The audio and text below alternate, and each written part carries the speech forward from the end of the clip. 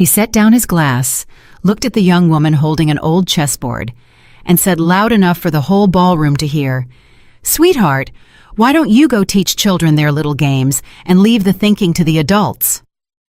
Alexander Romano smiled while 300 wealthy strangers laughed at Claire Bennett. He wanted her small. He wanted her ashamed. He had no idea he had just made the biggest mistake of his life.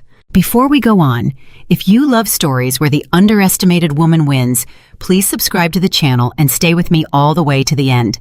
And tell me in the comments what city you're watching from so I can see how far this story travels tonight. Claire Bennett had learned a long time ago that the loudest man in the room was rarely the smartest.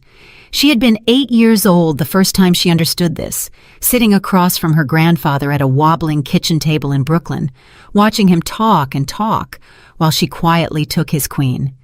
21 years later, standing in a marble ballroom that smelled of expensive perfume and old money, she felt that same steadiness rise up inside her chest. She looked at Alexander Romano and she did not look away. "You're right," she said, and her voice was calm. "Chess is just a little game." The crowd chuckled again, this time at her, thinking she had surrendered. Alexander's smile widened. He liked women who backed down. It confirmed everything he already believed about the world. But Claire wasn't finished. "It's a little game," she said, "the same way a scalpel is a little knife, small in the hand, enormous in what it can do." She set her chessboard down on the nearest cocktail table, and the sound of the wood meeting glass was somehow louder than all the laughter. "Would you like to play, Mr. Romano, or do you only insult women who can't fight back?"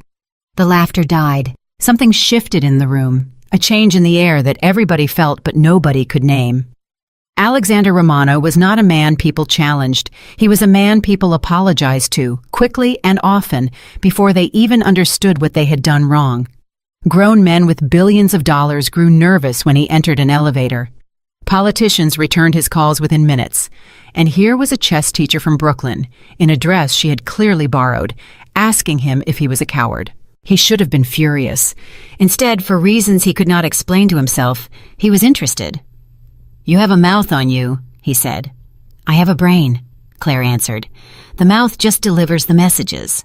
A few nervous laughs scattered across the room, and this time they were not at her expense. Alexander heard them. He noticed them.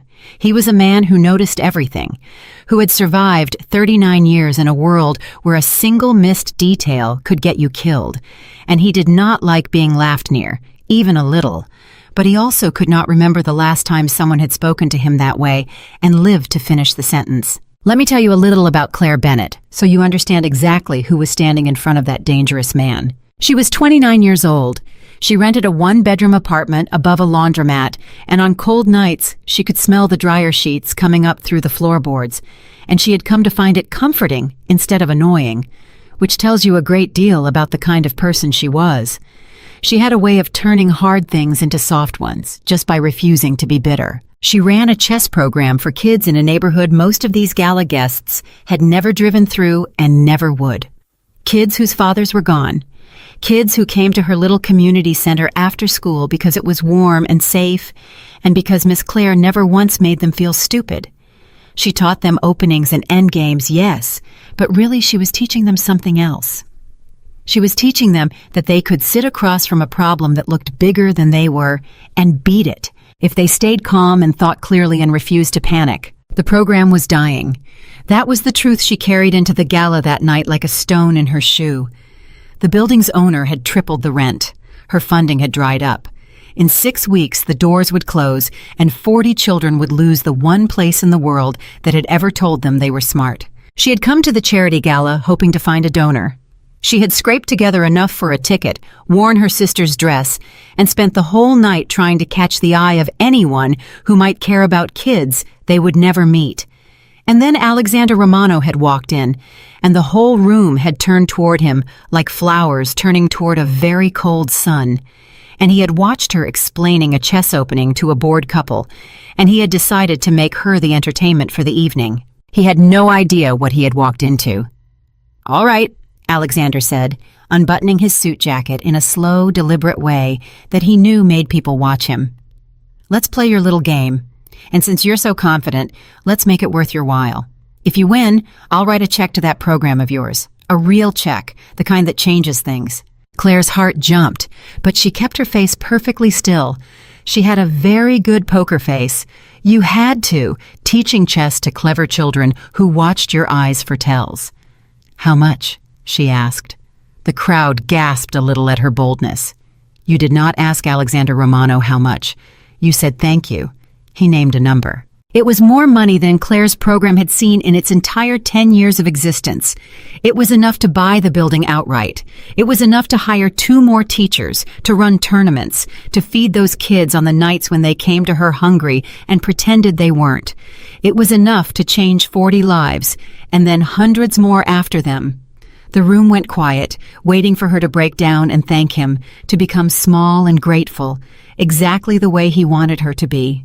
Claire looked at the number hanging in the air, and then she looked at the man who had offered it as a joke, and she made a decision that would change the course of her entire life. "And when I win," she said, "you're going to do more than write a check. You're going to stand up in front of all these people and admit you were wrong about me." Somewhere in the crowd, a woman actually gasped out loud. Alexander's jaw tightened. For just a moment, the interest in his eyes flickered into something colder. Something that reminded everyone watching exactly what kind of man he really was underneath the tailored suit. The kind of man you did not corner. The kind of man who made problems disappear. Then he laughed. It was a short, surprised sound, and it was real, and it startled him more than it startled anyone else in the room.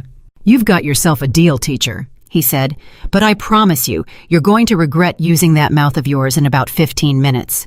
"We'll see," said Claire. "Have a seat." They sat. Someone brought a small table into the center of the ballroom, and the crowd formed a thick ring around them, 5 and 6 people deep.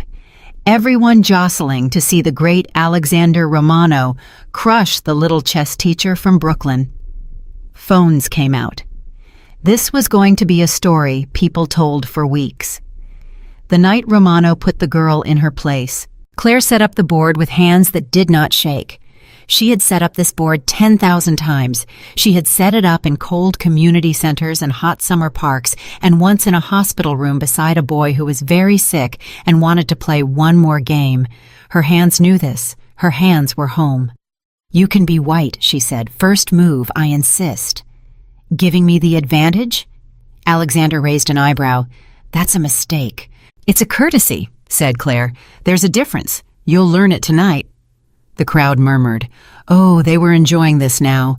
Even the people who feared Alexander Romano, even the ones who owed him money and favors and things they could never speak about, found something delicious in watching a woman refuse to be afraid of him.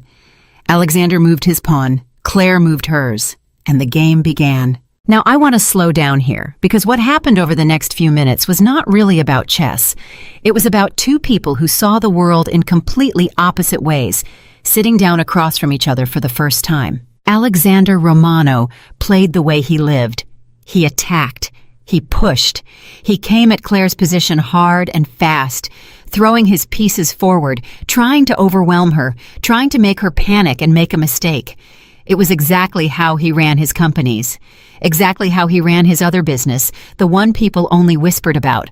Pressure, intimidation, force. He had never in his life met a problem he couldn't bully into submission. And Claire? Claire did nothing. That was what confused him. That was what got under his skin. She wasn't fighting back.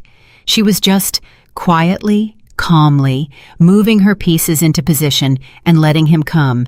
Every time he pushed, she gave a little ground, so smoothly that it looked like she was losing. To the crowd, it looked like she was losing. People started to smile. People started to whisper, "Here it comes." "You're playing scared," Alexander said, taking one of her pawns. "I thought you had a brain." "I'm listening," said Claire, and moved a knight. "Listening to what? The board doesn't talk." "You do," she said. "Every move you make tells me exactly who you are." He didn't like that. Something in his chest went tight, the way it did when someone got too close to something true. He pushed harder. He took another pawn. He was winning material now, gobbling up her pieces, and the crowd was practically vibrating with anticipation. and Alexander leaned back in his chair with the confidence of a man who had never lost anything that mattered. "And who am I, teacher?" he asked, mocking. "Since you're reading me so well." Claire looked up from the board.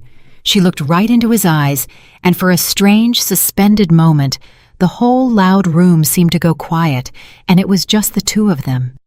"You're a man who thinks winning is the same as being right," she said softly.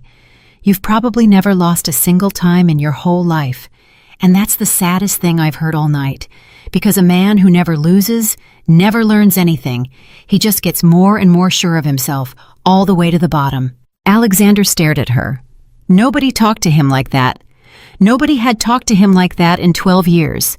Not since the last man foolish enough to try had ended up in a situation Alexander did not like to think about at parties. And this woman had said it not with hatred, not with fear, but with something that looked almost like kindness, like she felt sorry for him, like she was trying to warn him. "Make your move," he said, and his voice had lost its playful edge. "I already did," said Claire. 3 moves ago, you just didn't see it." The crowd laughed nervously. Alexander looked down at the board, and for the first time all night, a small cold feeling crawled up the back of his neck. He studied the position. He was up material. He had taken her pawns. He had pushed her back. He was in control, the same way he was always in control. But something was wrong, something about the shape of the board. Her pieces, the ones he had been ignoring while he feasted on her pawns, were sitting in strange, quiet places, not attacking, not defending, just waiting. Waiting for what? He moved, cautiously now. Claire moved instantly, like she'd been expecting exactly that. And the way she set the piece down, soft and certain, made the cold feeling on his neck spread down into his stomach. "You've been letting me win," he said slowly. "I've been letting you believe you were winning," Claire corrected. "It's not the same thing. But you don't know the difference, do you? Because in your whole life, nobody's ever let you lose long enough to learn it." The room was dead silent now. Every phone was recording. Every wealthy guest, every man who owed Alexander Romano his career, every woman who had been warned to stay away from him, watched with their mouths slightly open because they could feel it now, all of them. Something was happening. Something impossible. Alexander Romano was in trouble. He looked at the board, and he finally, truly looked at it, the way he should have from the start, and his mind, which was a very fast and very dangerous mind, raced through the position and understood. She had him. He didn't know how. He didn't know when. But every escape he found led into another trap. Every move he wanted to make walked him deeper into a net she had been quietly weaving since the very first move, while he was busy feeling powerful. "That's not possible," he said, and it came out quieter than he meant it to. "It's chess," said Claire gently. "It's always possible. That's the beautiful thing about it. It doesn't care how much money you have. It doesn't care who's afraid of you. The board tells the truth. The board doesn't lie." Alexander made a move. It was a good move. It was the best move on the board. It wasn't enough. Claire answered it in 1 second. He made another. Desperate now. A little pale. She answered that too. And the crowd, the rich and powerful crowd that had gathered to watch a man humiliate a woman, began, one by one, to realize they were watching the exact opposite. And a strange electric energy ran through the ballroom. The feeling you get when the impossible is happening right in front of you and you know you'll remember it for the rest of your life. "Check," said Claire. Alexander moved his king. "Check," said Claire again. He moved it again into the only square left. And Claire Bennett, chess teacher from Brooklyn, 29 years old, in her sister's borrowed dress, reached out and moved a single piece across the board and set it down with a soft and final click, and said the word that Alexander Romano had not heard in 12 years. Checkmate. 12 moves. The whole thing had taken 12 moves. For a moment, nobody in the entire ballroom made a sound. 300 people held their breath. The band had stopped playing somewhere in the middle without anyone noticing. There was just the silence, thick and total, and the sight of the great and terrible Alexander Romano staring down at a chessboard where his king sat trapped, defeated, checkmated by a woman he had called sweetheart and told to go play with children. And then someone clapped. It was one person at first, somewhere in the back, and it was quickly followed by another, and within seconds the entire ballroom erupted into applause so loud it shook the crystal in the chandeliers. People were on their feet. People were cheering. People who had spent their whole lives being polite and careful around Alexander Romano were clapping for the woman who had beaten him. And the beautiful, dangerous truth was that they could not help themselves. Claire did not gloat. She simply sat back and folded her hands and waited, watching Alexander's face with those calm, clear eyes. And this, right here, is where the story truly begins. Because what Alexander Romano did next, no one in that room could have predicted. Not the people who feared him, not the people who loved him, not even Claire, who thought she had read him so well.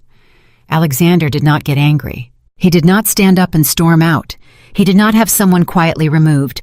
He did not do any of the cold, frightening things that people expected from a man like him when he was made to look foolish in front of the most important people in New York.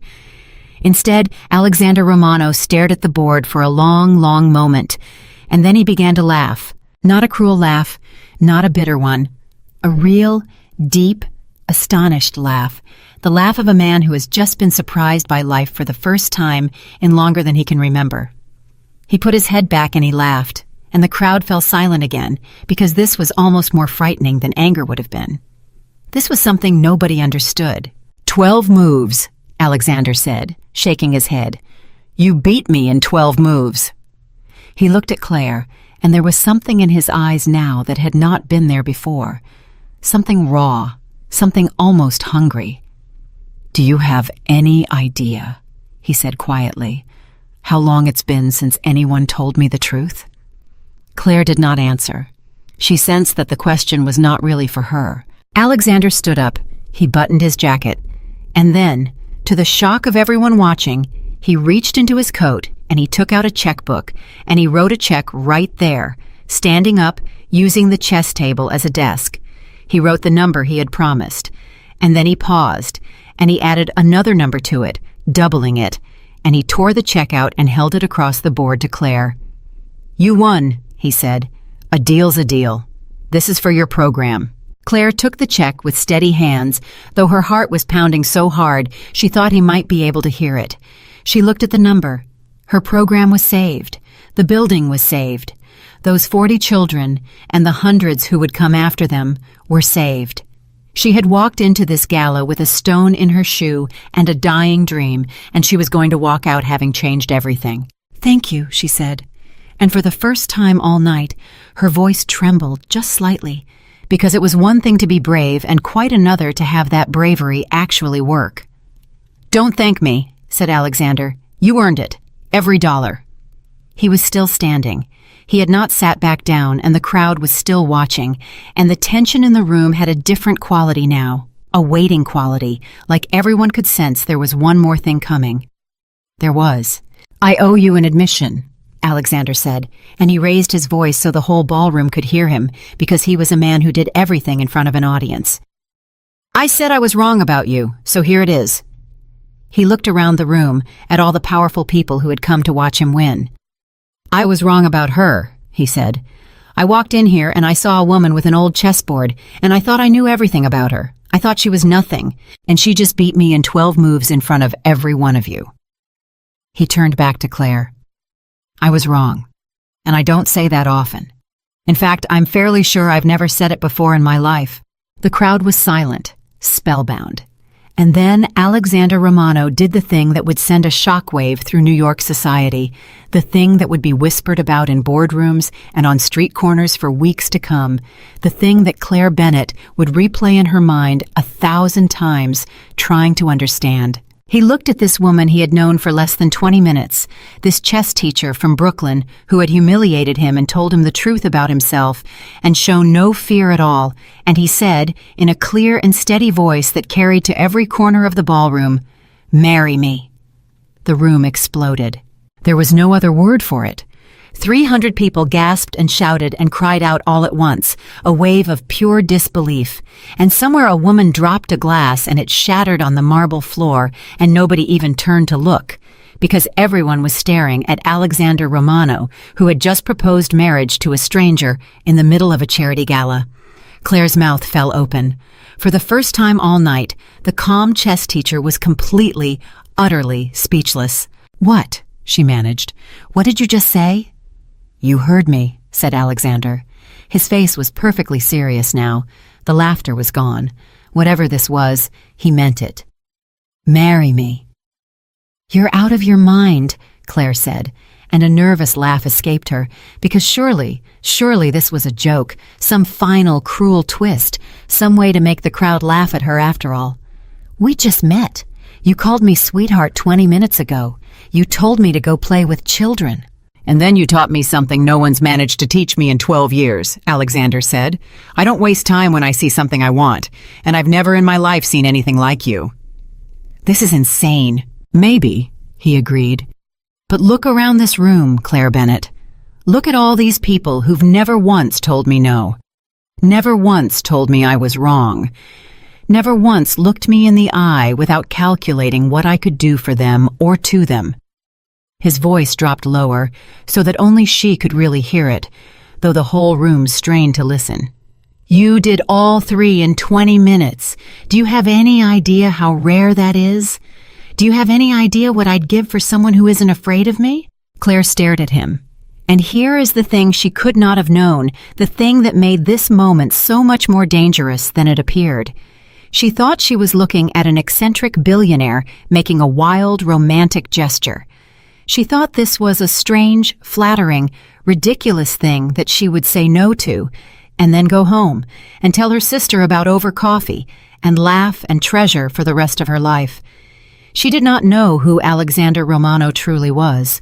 She did not know that behind the companies and the charity galas and the tailored suits, there was another Alexander, one who controlled things far more dangerous than businesses. She did not know that the powerful people in that room were not just afraid of his money. She did not know why the mayor had personally shaken his hand, or why 2 men in dark suits stood by the doors watching everything, or why a proposal from Alexander Romano was not the kind of thing you could simply laugh off and forget. She did not know that by walking into this gala, by sitting down at that chessboard, by refusing to be afraid, she had already stepped through a door into a world she could not yet imagine, a world of secrets and shadows and danger, a world where love could get you killed and where the wrong marriage could change not just your life, but whether you lived at all. She knew none of that yet. All she knew, standing there in the roaring ballroom with a check in her hand that would save 40 children and a proposal ringing in her ears that made no sense at all, was that Alexander Romano was looking at her like she was the only real thing he had ever seen, and that for all his money and all his power, there was something in his eyes that she recognized, because she had seen it 100 times in the eyes of the lonely children who came to her chess program. She saw a person who did not believe they deserved anything good, and Claire Bennett had never in her life been able to walk away from that. "I'm not going to marry you," she said, but her voice was gentler now, and Alexander, who read people for a living, heard the door that was still, just barely, open. "I don't even know you." "Then get to know me," he said. "Have dinner with me tomorrow, one dinner. If you still think I'm out of my mind, you keep the check, we never see each other again, and you go save your kids and forget I ever existed." He held out his hand. "But I don't think you'll want to forget, because I saw your face just now, when you beat me. You've been fighting your whole life, Claire Bennett, fighting to keep that program alive, fighting to prove people wrong. Aren't you tired of fighting alone?" And that, more than anything, was the thing that got her, because she was tired. God, she was tired. She had been carrying that program on her back for 10 years, alone, in the cold, smelling of dryer sheets and running on coffee and pure stubbornness. And no one had ever once offered to help her carry it. No one had ever once looked at her the way this dangerous stranger was looking at her now. She should have said no. Everything sensible in her was screaming at her to say no, to take the check and run, to get as far away from Alexander Romano as she could and never look back. Instead, Claire Bennett looked at the man everyone in New York feared, the man she had just beaten in 12 moves, and she heard herself say the 4 words that would change everything, that would pull her out of her small, safe life and into a world of danger and secrets, and a kind of love neither of them believed they deserved. "One dinner," she said. "That's all." Alexander Romano smiled. And it was not the cold, superior smile he had worn when he walked into that ballroom. It was something new, something that even his oldest associates, watching from the edges of the crowd, had never seen on his face before, and it frightened them far more than his anger ever could, because a man like Alexander Romano was dangerous when he was angry. But a man like Alexander Romano, with something to lose, with something he wanted, with a woman who wasn't afraid of him, was dangerous in a way that could burn down the whole world. And across the ballroom, standing very still by the door, one of those men in dark suits took out his phone, and he made a call, and he said 3 quiet words to the person on the other end. "We have a problem." The 3 quiet words traveled through the phone and into the ear of a man Claire Bennett had never met, a man who would soon become one of the most important people in her life, whether she wanted him or not. And that man listened, and then he said only, "Watch her, don't touch her, I want to know everything," and hung up. But Claire knew none of this. Claire was still standing in the middle of the ballroom, holding a check that would save her life's work, feeling the eyes of 300 wealthy strangers on her, and trying to understand how in the span of 20 minutes she had gone from a woman nobody noticed to a woman who had just agreed to have dinner with the most feared man in New York City. "I need to sit down," she said. "Then sit," said Alexander. "Sit right here. Finish your drink. Catch your breath. I have a habit of doing that to people." Beating them at chess? Turning their whole night upside down? He pulled out a chair for her, and the gesture was so ordinary, so unexpectedly gentle from a man who moments ago had been laughing like a lion, that Claire actually sat. The crowd, sensing that the show was over, began to break apart into smaller clusters, but she could feel them still watching, still whispering, still holding up their phones. She had become, in a single evening, the most interesting thing in the room. She did not like it. She had spent her whole life being invisible, and she had learned to use invisibility like a tool, and now it was gone. "They're staring at me," she said. "They're staring at us," Alexander corrected. "There's a difference. You get used to it." "I don't want to get used to it." "No," he said, studying her. "I don't suppose you do. That's part of why I asked you to marry me." Claire put down her glass a little too hard. "Please stop saying that." "Which part? The marrying or the asking?" "Both. All of it. You can't just say that to a person you met 20 minutes ago." "I can say whatever I want," Alexander said, and there was no arrogance in it, just a flat and slightly weary statement of fact, as if he were describing the weather. "That's the problem, Claire. That's exactly the problem. For 12 years I've been able to say whatever I want, take whatever I want, do whatever I want, and no one has ever once told me no." He leaned forward. And he leaned titi. "And then a chess teacher from Brooklyn beats me in 12 moves and tells me I'm a man who thinks winning is the same as being right. You have no idea what that felt like." "Humiliating, I'd imagine," Claire said. "That's just it." Alexander's voice dropped. "It didn't feel humiliating. It felt like the first honest thing that's happened to me in years." There was a moment then where the noise of the ballroom seemed to fade, and Claire looked at this dangerous stranger and saw, just for an instant, the loneliness sitting behind his eyes like a stone at the bottom of a well. She had spent her whole career learning to see that particular loneliness. It lived in the children who came to her program, the ones who had been let down so many times that they had stopped expecting anything at all. The ones who flinched when you praised them because kindness felt like a trap. She had never expected to see it in a billionaire. "Who hurt you?" she asked. The question came out before she could stop it. Alexander went very still.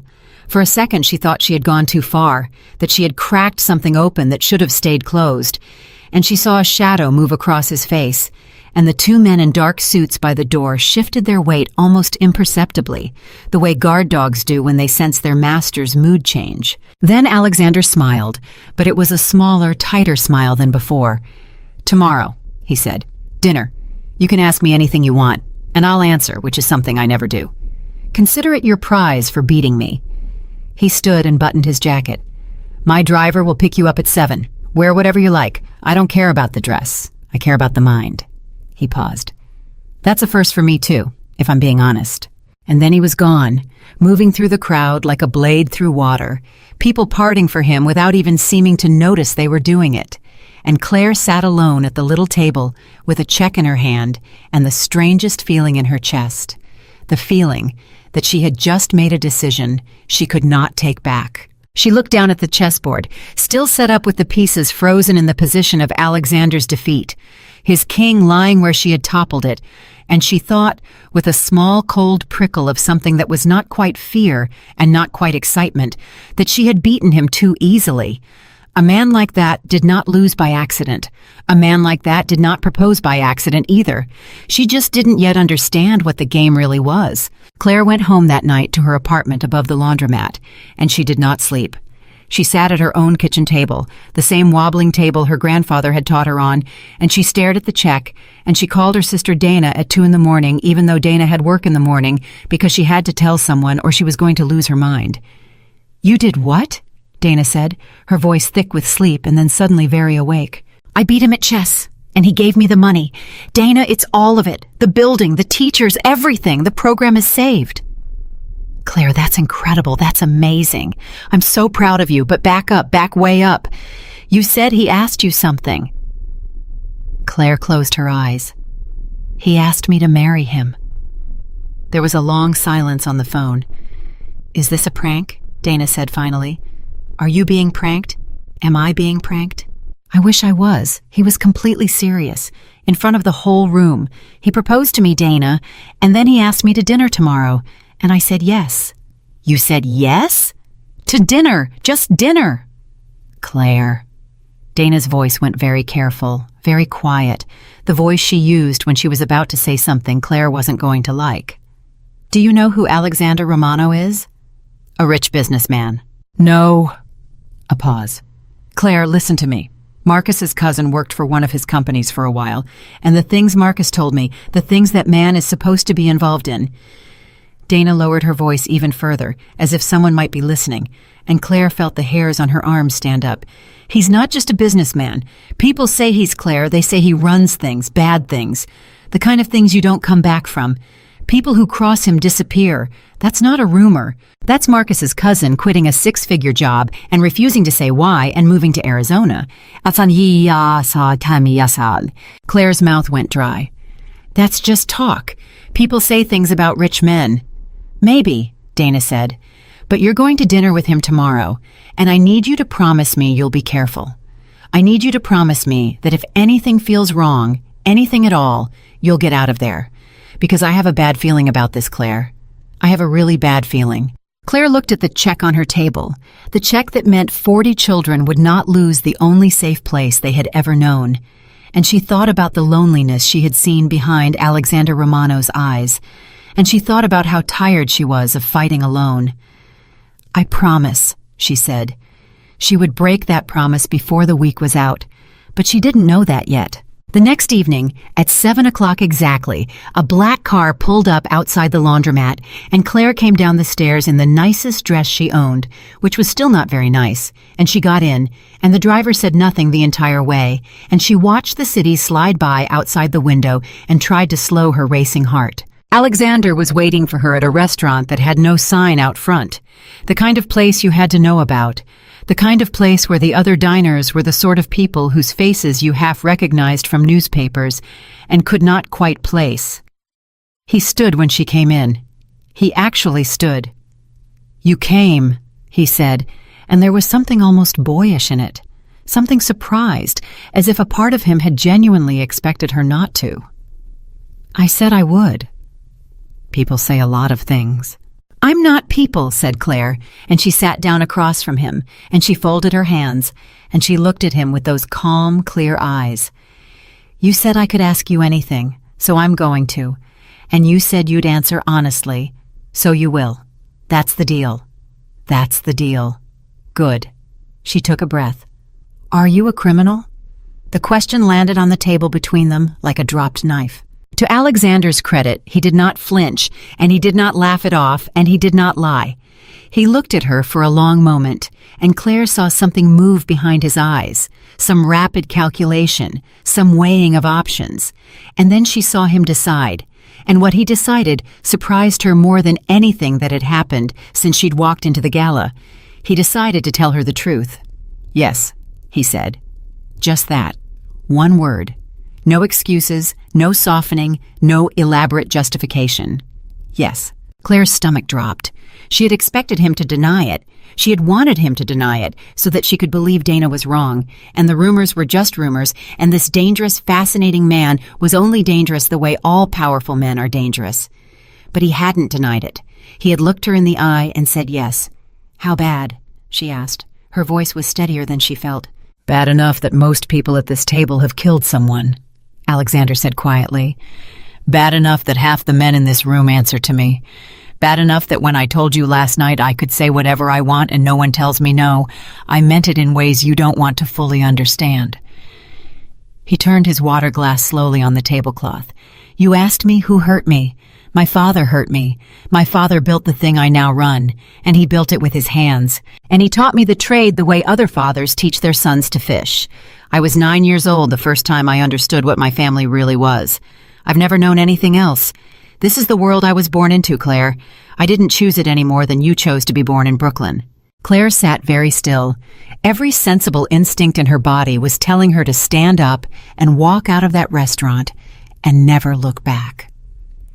This was exactly the anything feels wrong moment Dana had made her promise to run from. This was the door, right here, still open behind her. She did not stand up.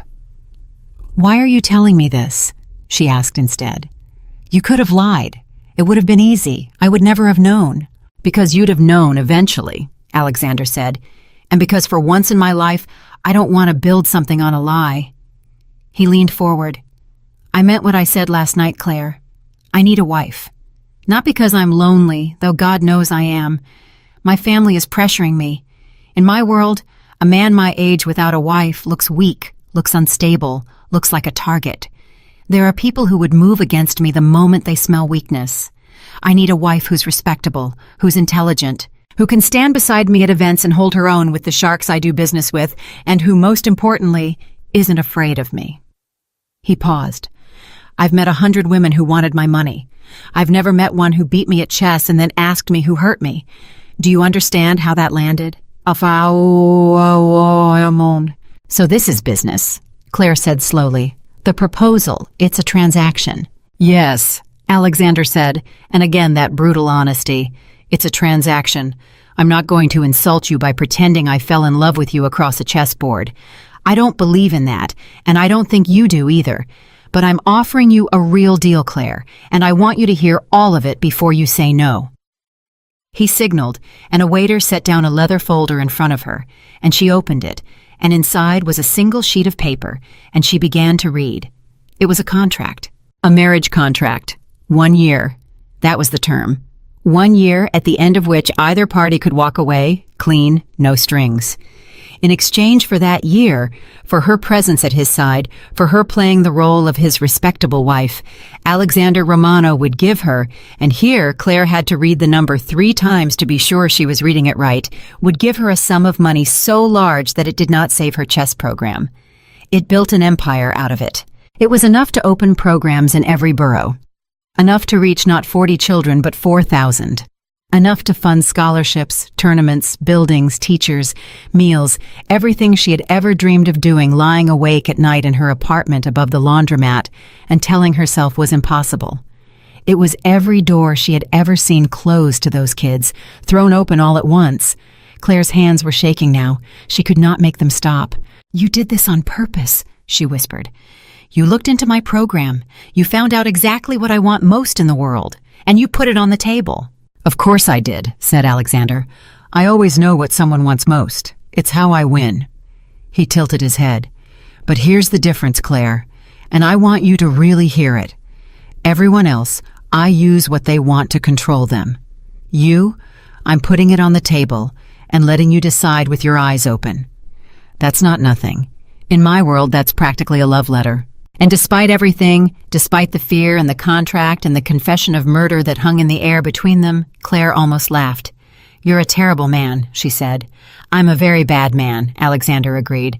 "But I'm an honest one, at least with you.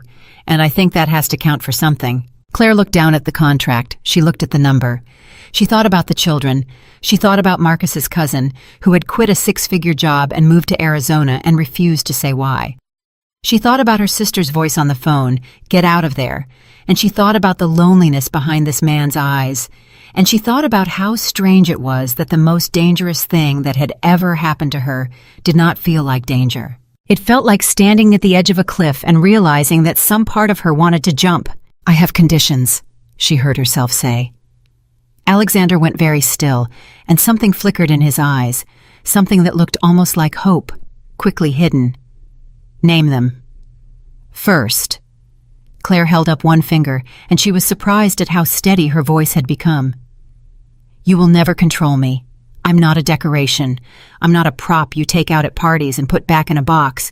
I keep my program. I keep my life. I keep my mind. You don't get to tell me what to do." "Agreed." "Second, you never lie to me. Not once. Not about anything. I don't care how ugly the truth is. The moment you lie to me, the deal is over, and I walk, and I don't care what's in the contract." Alexander was quiet for a moment. "That's a hard one," he said. "In my world, everyone lies. It's how we survive." "I'm not your world. I'm the one honest thing you said you wanted. So give me honesty or give me nothing." Slowly, Alexander nodded. "Agreed," he said. "It'll cost me, but agreed." "Third." And here Claire's voice dropped, and she looked at him very steadily, because this was the one that mattered most. "If I ever feel unsafe, truly unsafe, I can walk away, no matter what, no matter when. You said this is a transaction. Well, in my transactions, I keep the right to leave a table that's turned dangerous. If I say I'm out, and you let me go.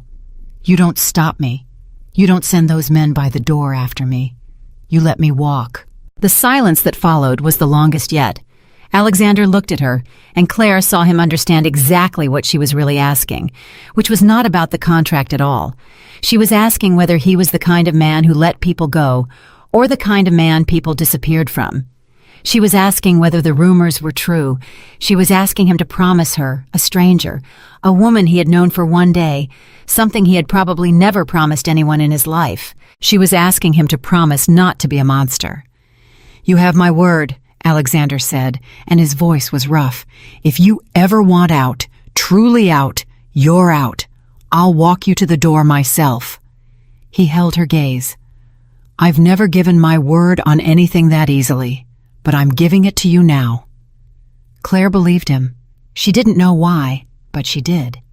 And she would spend the next several months wondering whether that belief was the smartest or the most foolish thing she had ever done. "Then," she said, and she picked up the pen, and her hand hovered over the line for one last moment, one last chance to stand up and walk out and go back to her small, safe life above the laundromat. "I have one more condition." "Anything." "When this is over," Claire said. "When the year is up, whatever happens between us, whether we hate each other or whatever. You never touch those kids. The program is mine. It doesn't belong to you. It's not leverage. It's not a bargaining chip. It's not something you can take back if you're angry. Whatever happens to me, those kids are safe. Forever. Swear it." "Swear." And Alexander Romano, feared throughout New York, master of a criminal empire, a man who by his own admission had done things Claire could not imagine, looked at this woman who, even now, even with a fortune in front of her, was thinking about the children instead of herself, and something in his chest cracked open in a way it had not cracked in 30 years. "I swear it," he said quietly. "On my life. Those kids are safe forever. You have my word."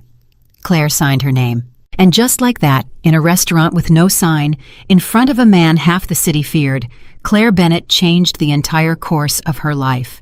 She did not know that at that exact moment, across the city, the man who had made the phone call the night before, the man who had said we have a problem, was sitting in a dark office, looking at a photograph of Claire's face and speaking to someone even more powerful than Alexander. "He's serious about her," the man said into the phone. "He signed a contract, a real one." The voice on the other end was old and cold and patient. "Then she's useful," it said. "Every man has a weakness, and Alexander has just handed us his. Watch her, learn her, and when the time comes, we'll use her to take everything he has." The man hung up. He looked at the photograph of Claire one more time, at her calm eyes and her borrowed dress, and he almost felt sorry for her. Almost. Claire, of course, knew nothing of this. Claire was walking out of the restaurant on Alexander's arm into a night that felt suddenly enormous and full of possibility, feeling for the first time in 10 years like maybe, just maybe, she did not have to carry everything alone. "So," Alexander said as they reached the car. "Mrs. Romano?" "Don't," Claire said. "We're not married yet, and when we are, I'm keeping my own name." "Of course you are." He was almost smiling. "I'd expect nothing less. But you should know, the wedding needs to happen quickly. My family wants to meet you. And Claire, I need to prepare you. They are not going to be kind." "I teach chess to 8-year-olds who bite," said Claire. "I think I can handle your family." Alexander laughed, that real, astonished laugh, the one that still seemed to surprise him every time it came out. "You have no idea what you're walking into," he said. He was right. The wedding happened 11 days later, small and fast and strange, in a room full of people Claire didn't know, half of whom looked at her like she was a stain on the carpet. She wore a dress Alexander's people had chosen over her objections, and she signed papers, and she said words, and a man she had known for less than 2 weeks slid a ring onto her finger that was worth more than her entire life, and she smiled for cameras she didn't want, and she felt, the whole time, like she was watching herself from somewhere far away. But it was the dinner 3 days after the wedding that Claire would remember as the moment she truly understood what she had married into. Alexander's family gathered at an enormous house that felt more like a fortress than a home, and Claire sat at a long table surrounded by Romanos, and she felt every single pair of eyes on her, weighing her, measuring her, deciding what she was worth. At the head of the table sat Alexander's grandmother. Her name was Vittoria Romano, and she was 83 years old, and she was, Claire would learn, the true power behind the entire family, the one whose word was final, the one even Alexander deferred to. She was tiny and elegant and terrifying, and when she looked at Claire, Claire felt like a mouse being studied by something with very old, very patient eyes. "So," Vittoria said, and the whole table went silent. "This is the chess teacher." "Yes, Nonna," said Alexander. "The one who beat you in front of 300 people." 12 moves, said Alexander, and there was, incredibly, a note of pride in it. Vittoria did not smile. She looked at Claire for a long, long moment, and Claire made herself look back, because she had promised herself the day she signed that contract that she would never let these people see her afraid. "Come here, girl," Vittoria said. "Sit by me." The whole table seemed to hold its breath. Claire understood somehow that this was a test and that a great deal depended on how she passed it, and she stood and she walked the length of that long table under the eyes of the entire Romano family, and she sat down beside the most dangerous woman in the room. "They tell me," Vittoria said quietly, so only Claire could hear, "that you made my grandson say he was wrong, in public, in front of everyone." "I did," said Claire. "Do you know," Vittoria said, "that no one has made that boy admit he was wrong since he was 6 years old?" "I'm not surprised," Claire said. "He's very stubborn." And then something happened that made every Romano at that table sit up in shock. Vittoria Romano laughed. It was a dry, cracked, rusty sound, the sound of a laugh that had not been used in a very long time, and the whole family stared, because their terrifying matriarch, who had buried 2 husbands and outlived every enemy she had ever made, was laughing at something the chess teacher had said. Stubborn, Vittoria repeated, still chuckling. Yes, he gets that from me. She patted Claire's hand with one thin, ringed hand, and her touch was surprisingly warm. I like you, girl. I don't know if that's good for you or bad for you. In this family, being liked by me is a dangerous thing. Her eyes sharpened. But understand me, I like you today. If you hurt my grandson, if you play him for a fool, if you turn out to be one more woman who wanted his money, I will stop liking you very, very quickly. And you do not want to see what happens when I stop liking someone. Do we understand each other? Claire looked into those ancient, patient eyes, and she understood completely. We understand each other, she said. But I should tell you something, Mrs. Romano. I didn't marry your grandson for his money. The money's going to children who've never had anything. Every dollar. And I didn't marry him because I'm afraid of him either. I married him because I looked at him across a chessboard and I saw the loneliest man I've ever met, and I've spent my whole life not being able to walk away from lonely people. That's my weakness, not money. People. The table was silent. Vittoria stared at her for a long moment, and something shifted in the old woman's face, something complicated and unreadable. And when she finally spoke, her voice was very soft. Then God help you, child, she said, because you married into the loneliest family in New York, and you're going to try to save all of us, aren't you? I can see it in your face. You're going to try to save every single one of us. She shook her head slowly. You have no idea what that's going to cost you. And down at the other end of the table, watching his new wife charm the one person he had been terrified she would fail with, Alexander Romano felt something he had not felt in 12 years, something warm and dangerous and completely unfamiliar, and he did not yet have a name for it, but his grandmother did. Vittoria had seen that look on a man's face exactly once before, decades ago, on the face of her own husband in the years before the violence took him. She recognized it instantly, and as she watched her grandson watch his wife, the old woman's joy curdled slowly into fear, because she knew, with the terrible certainty of someone who had lived a long time in a dangerous world, exactly what that look meant. It meant Alexander had found something he could lose. And in the Romano family, the things you loved were always the first things your enemies came for. Vittoria's hand tightened around her wine glass, and she looked down the table at the faces of her family, and she wondered, not for the first time, which of them was already whispering to the people who wanted them all dead. Because someone was. She had felt it for months now, a coldness in the house, a sense of being watched, of plans being made in rooms she wasn't in. And now there was Claire.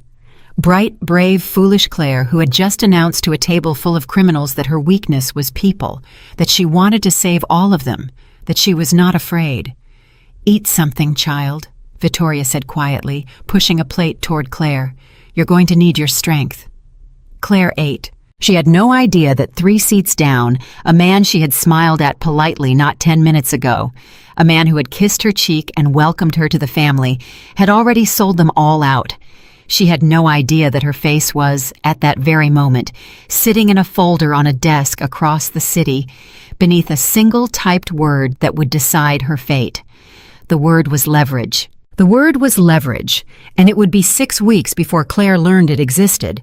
6 weeks in which she built a life she never expected inside the walls of a world she was never meant to survive. The first thing she did with Alexander's money was save the program. She did it in a single afternoon. She walked into the office of the building's owner, the man who had tripled her rent to force her out, and she bought the building. Not rented. Bought. She watched his face change from smug to stunned as her lawyer slid the papers across the desk, and she thought about all the nights she had lain awake terrified of that man and his rent, and she felt something loosen in her chest that had been tight for 10 years. Then she got to work. By the end of the first month, there were chess programs in 3 boroughs. By the end of the second, there were 5. She hired teachers, real ones, and paid them real salaries. She bought hundreds of chessboards and clocks and books. She organized the first tournament any of these kids had ever played in, and she watched a 9-year-old boy named Elijah, a boy who had been so quiet when he first came to her that she had worried he never spoke at all, win his very first game and jump up from the table with his fists in the air, screaming with joy, and Claire had to turn away so the other children wouldn't see her cry. This was what the money was for. This was worth everything. This was worth marrying a monster. And the strange thing, the thing Claire did not tell her sister, the thing she barely admitted to herself, was that Alexander was turning out to be a very difficult monster to hate. He came to that first tournament. She hadn't asked him to. She hadn't even told him it was happening.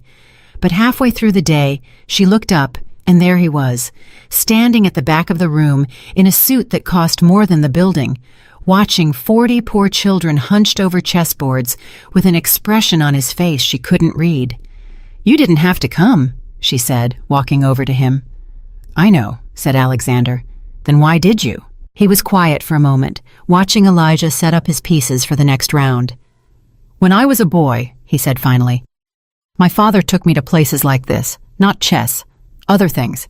He wanted me to learn the trade. So from the time I was small, the rooms I sat in were full of dangerous men, and the games I learned were games where losing meant dying." He watched the children. "I never once sat in a room like this, full of kids just learning something, being allowed to be children." He shook his head slowly. "I didn't know rooms like this existed." Claire felt her heart do something complicated in her chest. "They exist," she said softly. "There are more of them now, because of you." "Because of you," Alexander corrected. "I just paid for it. You built it." He looked at her, and there was that thing behind his eyes again, that loneliness. But something else now, too. Something warmer, something reaching. "Do you know what I did today, before I came here? I had a meeting with 3 men who would happily put a bullet in me if they thought they could get away with it. I sat across a table from my enemies, and I smiled at them, and they smiled at me, and every single one of us was calculating how to destroy the others." He gestured at the room full of children.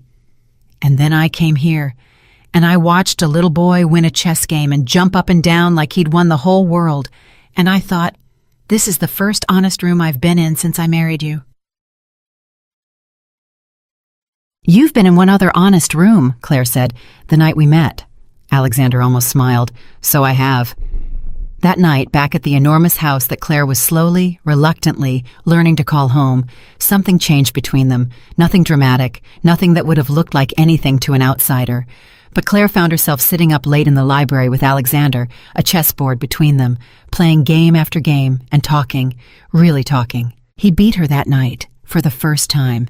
It took him 4 hours and 11 games, but he finally, on the 12th game, caught her in a trap she didn't see coming, and when he said, "Checkmate," quietly, almost gently, Claire looked up at him in genuine surprise.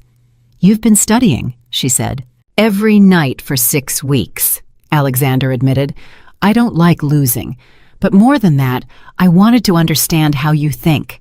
And the only way to understand how someone thinks is to sit across a board from them over and over until you can feel their mind moving." He reset the pieces. "You think 3 moves ahead of where you let people see. You give ground to take ground. You let your opponent believe he's winning right up until the moment he's already lost." He looked at her. "You didn't just beat me at chess that night, Claire. You showed me your whole soul in 12 moves, and I've been trying to read the rest of it ever since." Claire's breath caught. "That's a very dangerous thing to say to a woman you're only married to for a year," she said.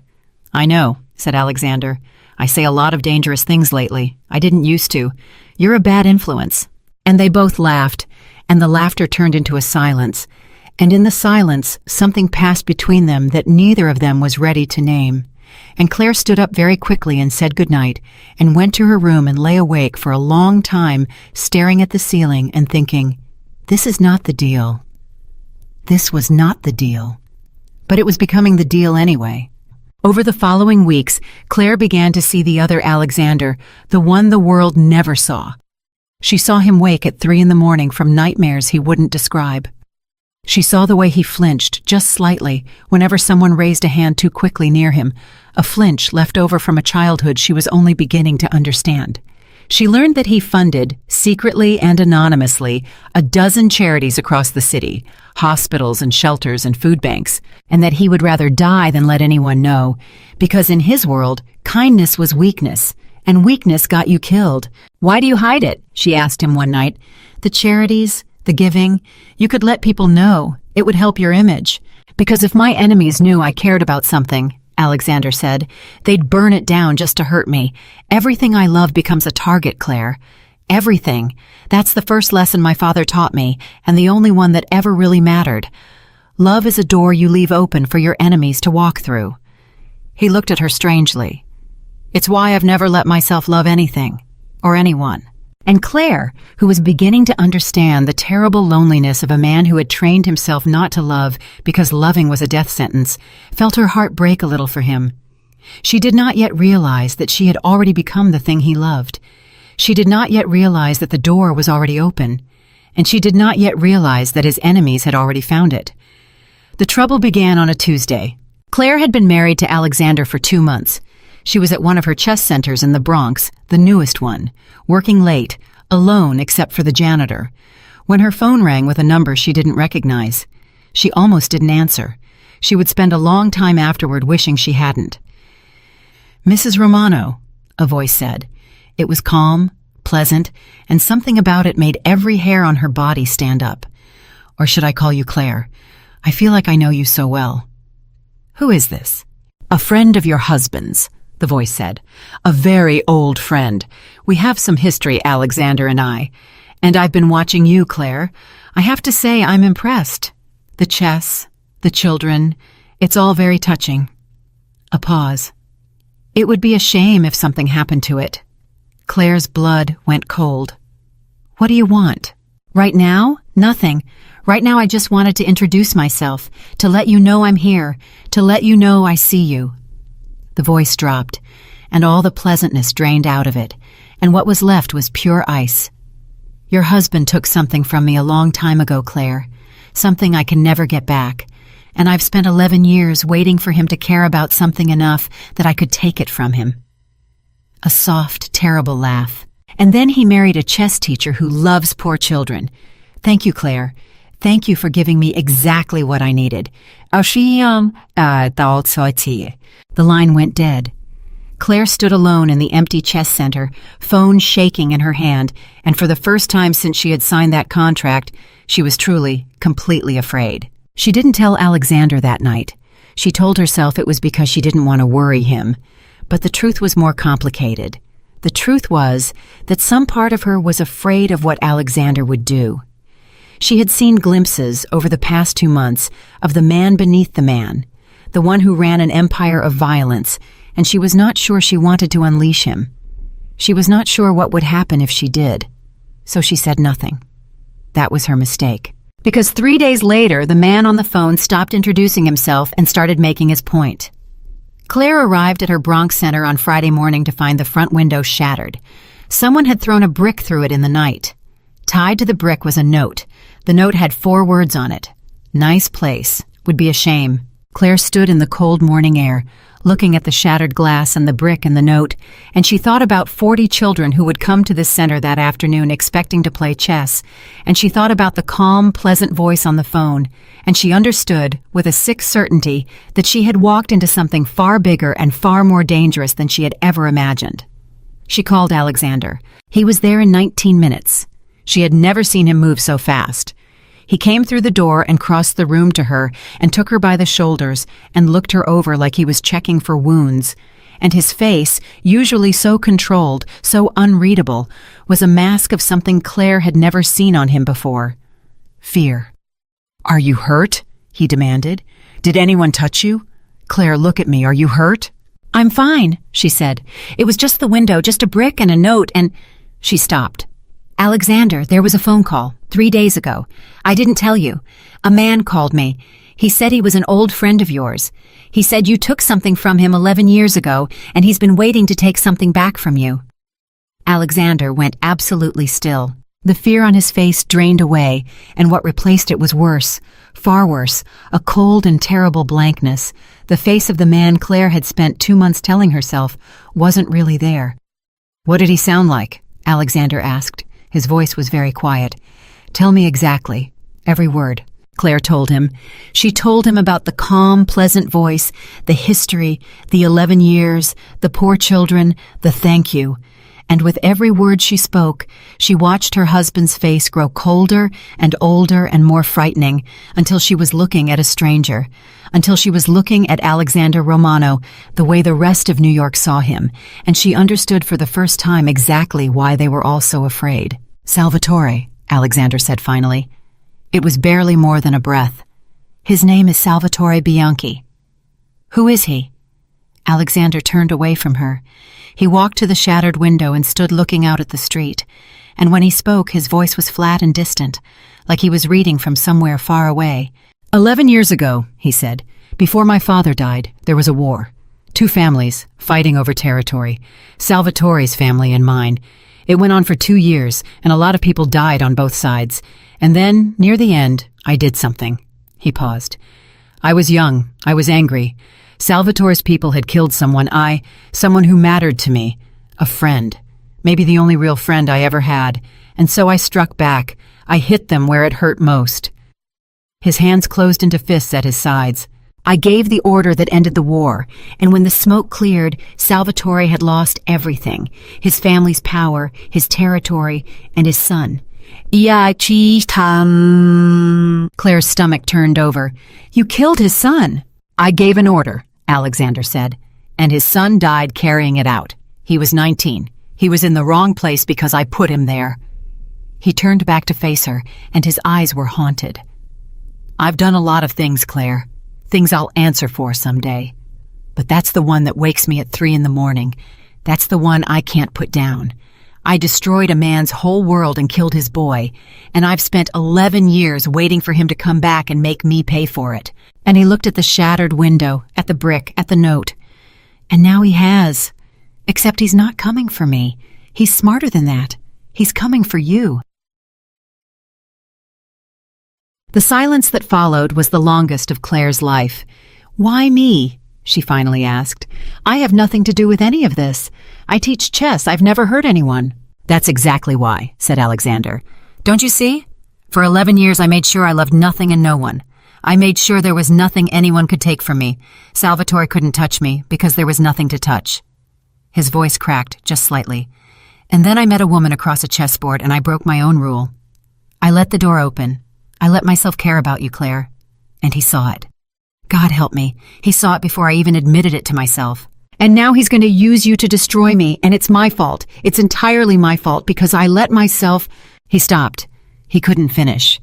But Claire heard the rest of the sentence anyway, the words he couldn't say, hanging in the cold air of the broken room, and her heart pounded so hard she could feel it in her throat. "Because I let myself love you." "Alexander," she whispered.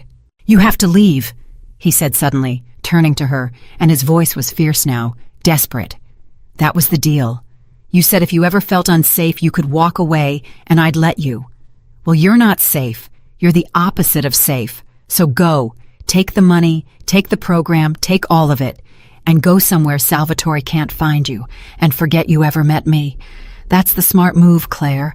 That's the only move." His jaw tightened. "Make the smart move. Please. For once in your life, do the sensible thing and walk away from the lonely man." And Claire looked at him. She looked at this dangerous, broken, terrified man standing in a room full of broken glass, begging her to save herself, offering her the door she had made him promise to leave open, giving her everything she needed to get out clean and safe and rich and free. And she thought about all the times in her life she had been told to make the smart move. She thought about how the smart move would have been to give up on the program years ago. The smart move would have been to never walk into that gala. The smart move would have been to take the check and run the moment Alexander confessed he was a criminal. Every smart move in her whole life had pointed away from the things that mattered most, and every single time, Claire Bennett had looked at the smart move and then done the brave one instead. "No," she said. Alexander stared at her. "Claire." "No?" she said again, and her voice was steady now, steadier than his, steady like it had been across the chessboard the night they met. "I'm not going to run. I'm not going to abandon those kids because some man with a grudge threw a brick through a window. And I'm not going to abandon you either. She stepped toward him. You spent 11 years making sure you loved nothing so no one could hurt you. And look what it did to you. It made you the loneliest man in New York. That's not safety, Alexander. That's a prison, and I'm not going to help you lock the door again.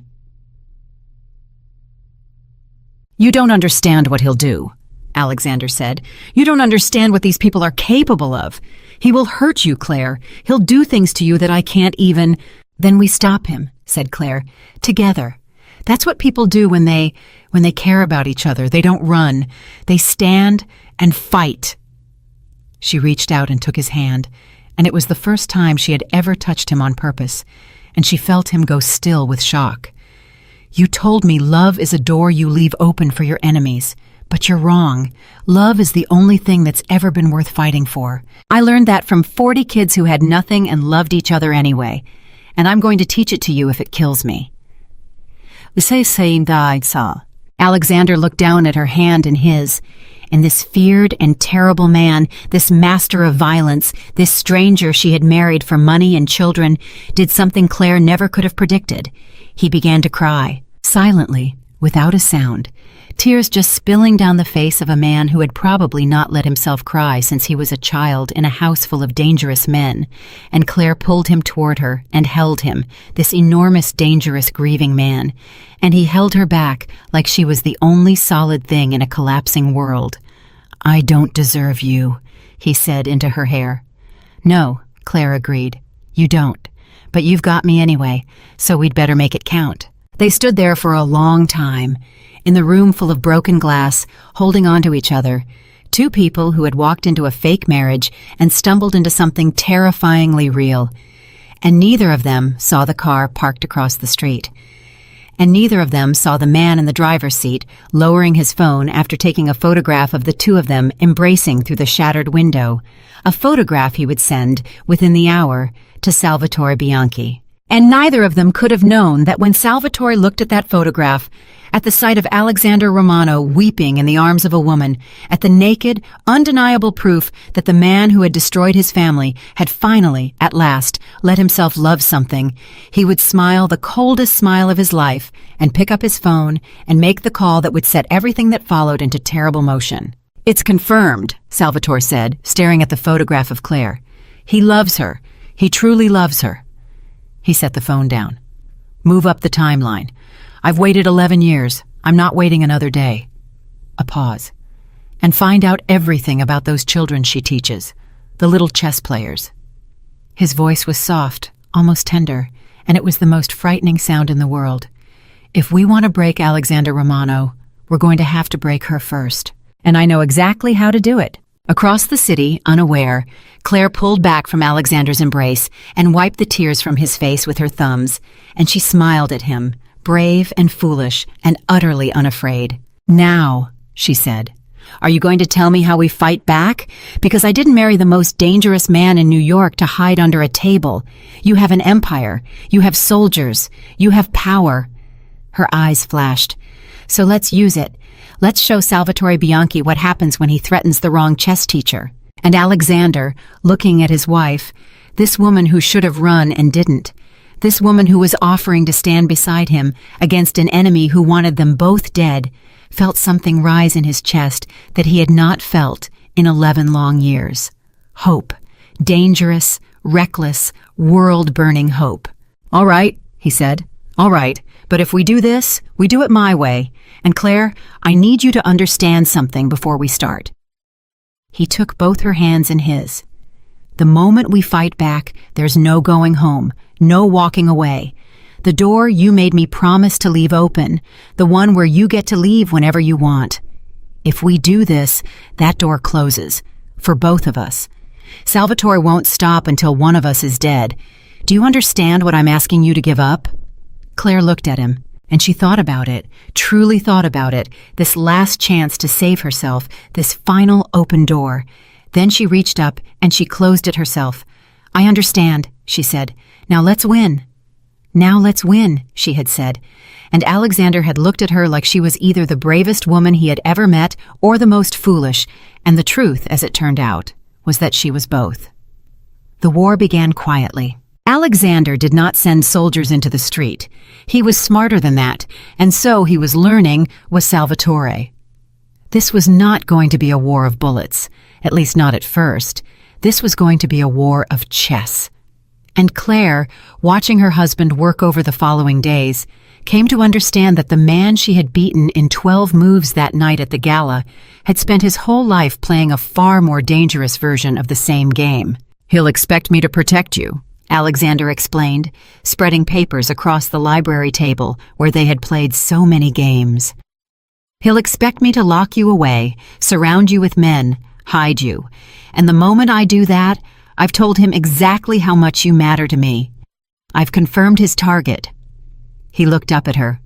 "So we're not going to do that. We're going to do the opposite. We're going to make him think he was wrong. We're going to make him think you don't matter to me at all." Claire frowned. "How?" "We stop being seen together. We fight, publicly, loudly, in front of the right people. Word travels fast in my world. Within a week, everyone will know that the Romano marriage is falling apart, that the chess teacher was a mistake, that Alexander is already tired of her." He paused. "It'll be a performance, the most important performance of your life. Salvatore has to believe it, because the moment he believes you don't matter to me, he loses his weapon. You stop being leverage. And a chess teacher who isn't leverage isn't worth the risk of coming after." Claire studied him. "You want us to pretend to hate each other." "I want us to pretend the marriage was exactly what the contract said it was," Alexander said quietly.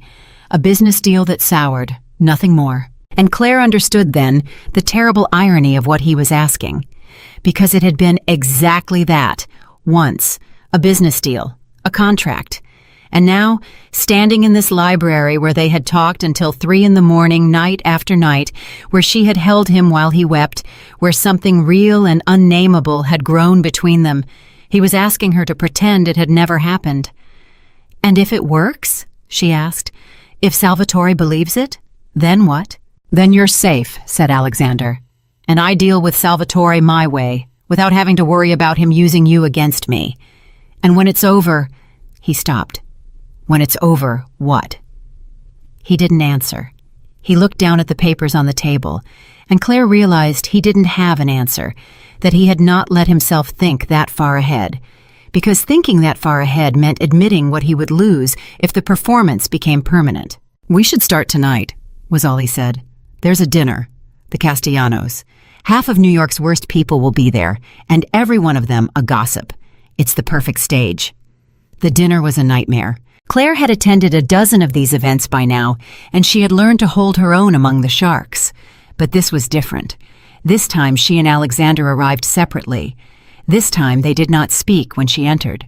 This time, when a woman with cruel eyes asked Claire pointedly how married life was treating her, Claire had to force herself to say, with a bitter little laugh that felt like swallowing glass, "Oh, you know how it is. The shine wears off." And across the room, Alexander stood with a group of men and did not look at her. And when someone asked about his wife, he shrugged and said something cold and dismissive, something Claire couldn't hear but could read in the smug satisfaction that spread across the faces of the men around him. It worked. That was the horrible thing. It worked beautifully. By the end of the night, Claire could feel the story taking hold, could see it in the way people looked at her now, with pity, with a kind of vindicated glee, the mighty chess teacher brought low, the fairy tale falling apart just like they'd all predicted it would. But something else happened at that dinner too. Something neither of them had planned. Near the end of the night, Claire found herself cornered by an old man she didn't recognize, a small, elegant man with silver hair and a warm smile, who took her hand and kissed it and said, "You must be Claire. I've heard so much about you." "I'm sorry," Claire said. "I don't think we've met." "No," the old man agreed, "we haven't. But we have a friend in common, your husband." His smile didn't change, but something behind his eyes did, and Claire's blood turned to ice, because she knew before he said another word, exactly who was holding her hand. "You're Salvatore," she whispered. "I'm delighted to finally meet you in person. said Salvatore Bianchi, and his voice was the same calm, pleasant voice from the phone, and up close it was so much worse. "I've admired you from a distance for weeks, and I have to say, Claire, I'm disappointed." He tilted his head. All this talk of the marriage falling apart, the public fights, the cold shoulders. He clicked his tongue softly. "It's a very good performance, truly, but you're forgetting something." "What's that?" Claire managed. "I've known Alexander Romano for 30 years, Salvatore said. "I knew his father. I watched that boy grow up into the cold, empty thing he became, and I have never, not once in all those years, seen him look at anything the way he looked at you through that broken window 3 days ago." His grip on her hand tightened, just slightly, just enough. "You can put on all the performances you like, my dear, but I have a photograph of a man weeping in your arms, and photographs don't lie." He released her hand. "Enjoy your evening, and do give my regards to your husband. Tell him the game's already over. He just doesn't know it yet."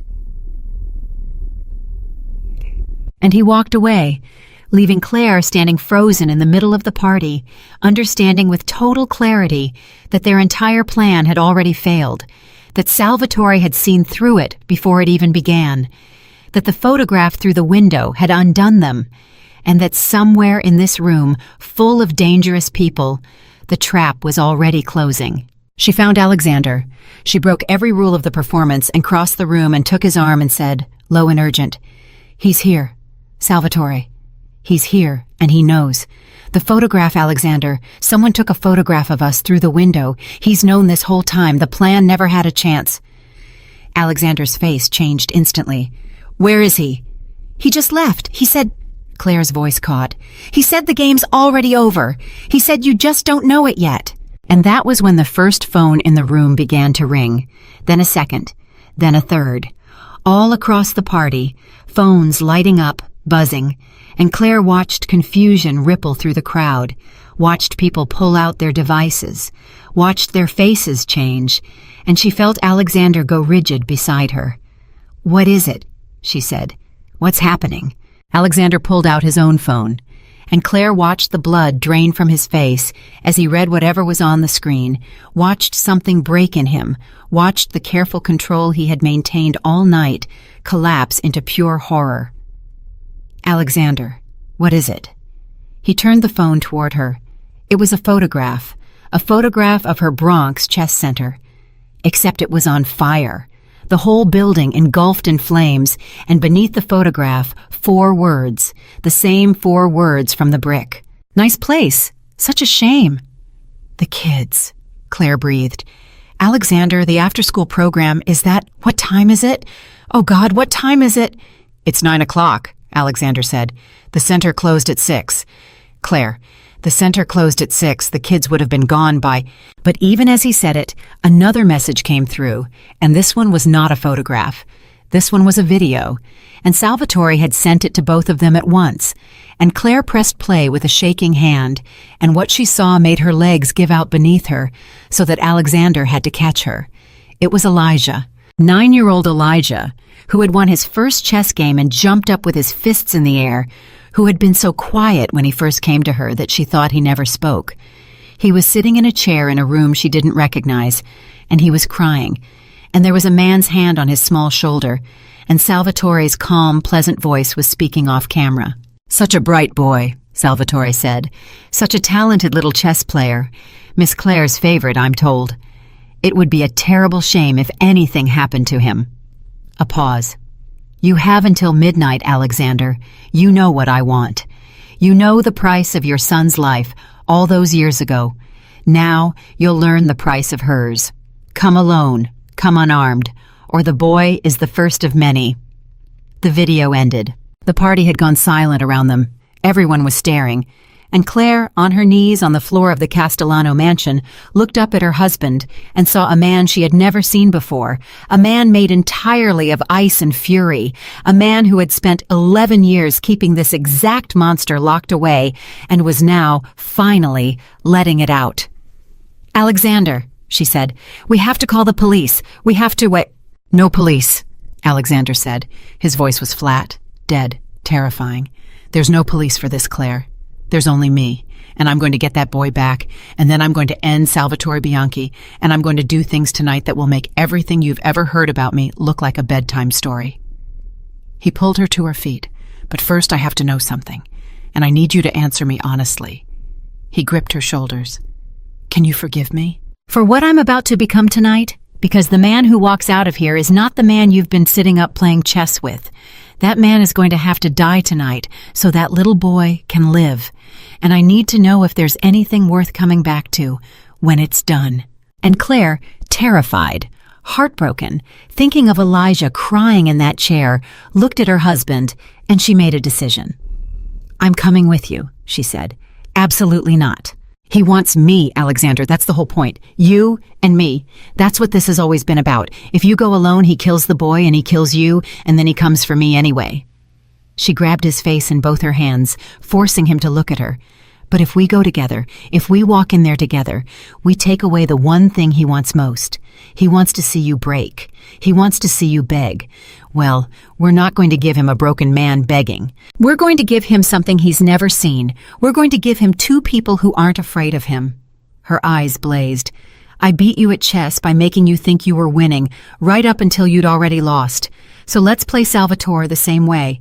Let's walk in there and let him think he's won, and then let's show him he never understood the board at all." Alexander stared at her, and slowly, terribly, he began to smile. "You," he said softly, "are the most dangerous woman I have ever met, and I've met a lot of dangerous women." "I learned from the best," said Claire. "Now let's go get our boy." The drive to Salvatore's compound took 40 minutes, and Claire spent every one of them terrified, but she did not let Alexander see it, because she understood now that fear was the currency Salvatore traded in, and she refused to give him a single coin. Alexander made 3 phone calls on the way, speaking in low, clipped tones, in a language of his world that Claire didn't fully understand, but the meaning of which she could feel in her bones. He was moving pieces. He was setting a trap. He was doing to Salvatore exactly what she had done to him at the gala, and Claire realized she had, without meaning to, taught her husband something after all. They arrived at midnight. Salvatore's men took Alexander's phone, patted him down, found him unarmed, exactly as instructed. They were less sure what to do with Claire, who they had not expected, and there was a tense moment where guns came up, and Alexander stepped in front of her without thinking, his body a shield. And Claire understood that whatever performance they had put on at the party, this, right here, was the truth. This was a man who would die for her without a second's hesitation. They were brought into a large room, and there was Salvatore, sitting in a chair like a king, and there, beside him, in another chair, small and terrified but alive, was Elijah. "Miss Claire!" the boy cried out, and tried to run to her, and a man's hand pushed him back down into the chair, and Claire's whole body strained toward him. "It's okay, Elijah," she said, and she made her voice as calm and steady as she had ever made it, the voice she used to teach frightened children that they could beat a problem bigger than themselves. "It's okay, sweetheart. I'm here. We're going to go home soon. I promise." "You shouldn't make promises you can't keep," said Salvatore. "I keep all my promises," said Claire. Salvatore's eyes moved to her, and there was something almost like admiration in them, and something else, something colder. "You came," he said. "I told him to come alone, and he brought his wife, the wife he's supposedly divorcing." He chuckled. "You really are terrible liars, both of you." "We're done lying," said Alexander. "You wanted me here. I'm here. Let the boy go. This is between you and me. It always was. He has nothing to do with it." "Neither did my son," said Salvatore. And the room went very quiet, and Claire watched 11 years of grief and rage rise up in the old man's face, and she understood that this was the heart of it. This was the wound that had never healed. This was the thing that had made a man into a monster. "He was 19, Salvatore said, his voice shaking now. "My boy, my only son. He wasn't even a soldier, Alexander. He didn't want any of it. The family, the business, the killing. He wanted to be a doctor. Did you know that? He wanted to help people. And you put him in the middle of your war, and you gave the order. and my beautiful boy died in the street like an animal, and I held him while he bled out, and I promised my dying son that I would make you feel exactly what I felt." Tears ran down his face. "And now you understand. Now finally, after 11 years, you understand. Because now you love something too. And I'm going to take it from you, the same way you took mine." Aye. He nodded to one of his men, and the man raised a gun and pointed it at Claire. And everything happened very fast. Alexander moved, but he was too far away. Salvatore's men were faster, and in the half-second before anything else could happen, Claire did the only thing she could think to do, the thing she had been building toward since the moment she walked into that room, the move she had set up 3 moves ago that Salvatore hadn't seen. She started talking to Elijah. "Elijah," she said, loud and clear and calm, cutting straight through the tension. "Do you remember what I taught you about the endgame? Do you remember what I said about the king?" The boy, terrified, confused, stared at her. "I said the king looks like the most important piece," Claire went on, her eyes never leaving the child, though every word was aimed somewhere else entirely. "But he's actually the weakest. He can only move 1 square at a time. He needs everyone else to protect him.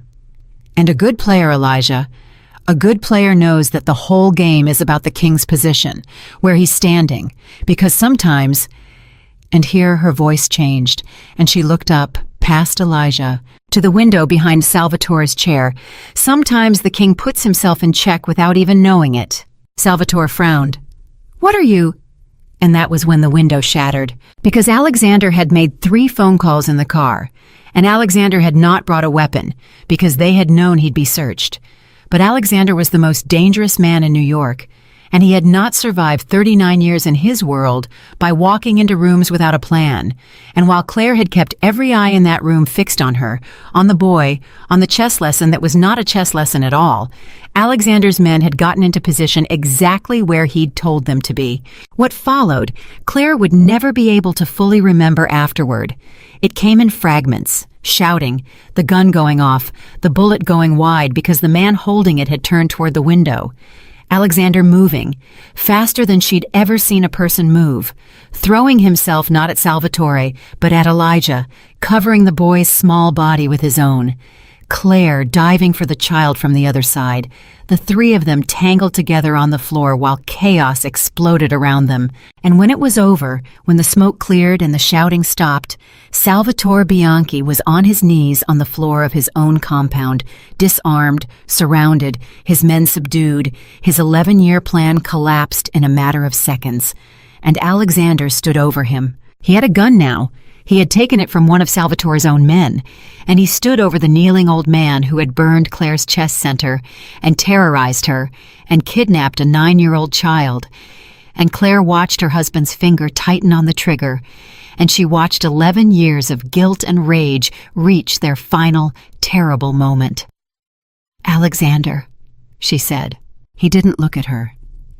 "This is who I am, Claire," he said, and his voice was breaking.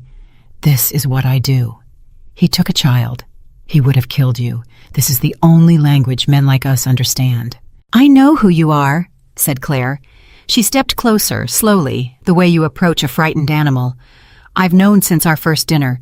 You told me yourself, and you didn't lie, and I married you anyway."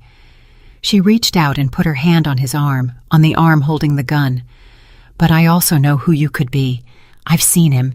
He came to a chess tournament and watched a little boy win and said it was the first honest room he'd been in for years. He funds hospitals he'll never take credit for.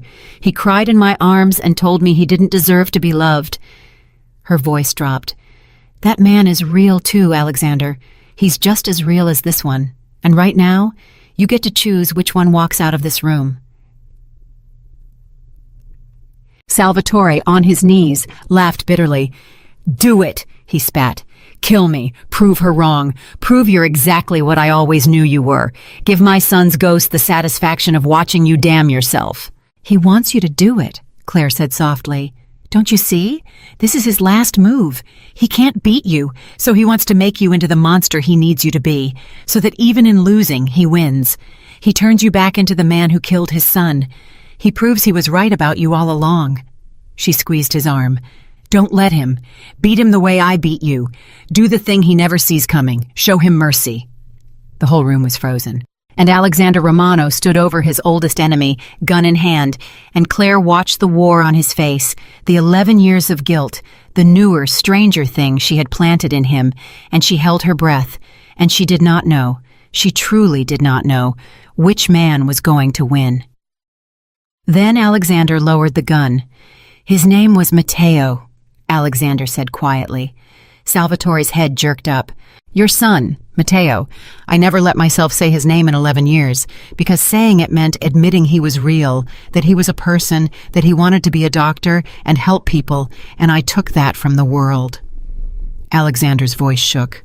"I've thought about him every single day. I'm not asking you to forgive me.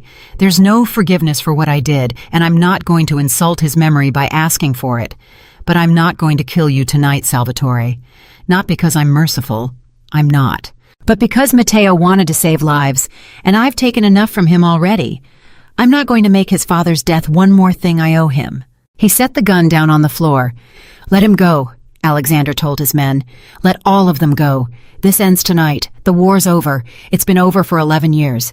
I'm the only one who kept fighting it, and I'm done." And Salvatore Bianchi, kneeling on the floor of his own defeated compound, looked up at the man who had every reason to kill him and had chosen not to, and something in the old man's face crumpled, some brittle thing that had been holding him upright for 11 long years, and he began to weep, great heaving sobs, the grief he had turned into rage finally, at last, becoming just grief again, and Claire watched two broken men look at each other across a lifetime of pain, and she understood that she had witnessed something she would never forget. She pulled Elijah into her arms and held him tight, and the boy clung to her, and she whispered that he was safe, that it was over, that he was going home. And Alexander turned away from Salvatore and looked at his wife, holding the child she had risked everything to save, and the expression on his face was one Claire had never seen on any human being, a look of such total, undefended love that it stopped her heart. He crossed the room to her. "You did it," he said. "You beat him. You beat all of it. The whole thing. You saw it 3 moves ahead. The boy, the window, all of it. You—" He stopped, overwhelmed. "How did you know I'd made the calls? How did you know to keep everyone looking at you?" "I didn't know," Claire admitted. "I hoped. I trusted you." She smiled up at him, exhausted, shaking, alive. "That's the thing about the two of us, Alexander. We're both playing the same game. I just play it with children, and you play it with your life. But it's the same game, and I trusted you to make your move while I made mine." Alexander looked at her for a long moment. And then, in front of his men, in front of his defeated enemy, in front of a 9-year-old chess prodigy, Alexander Romano did the second most surprising thing he had ever done. "The contract," he said. "The 1-year contract. The marriage of convenience. What about it?" "Tear it up," said Alexander. "Burn it. I don't want a year, Claire. I don't want an arrangement. I don't want a performance." His voice broke completely now.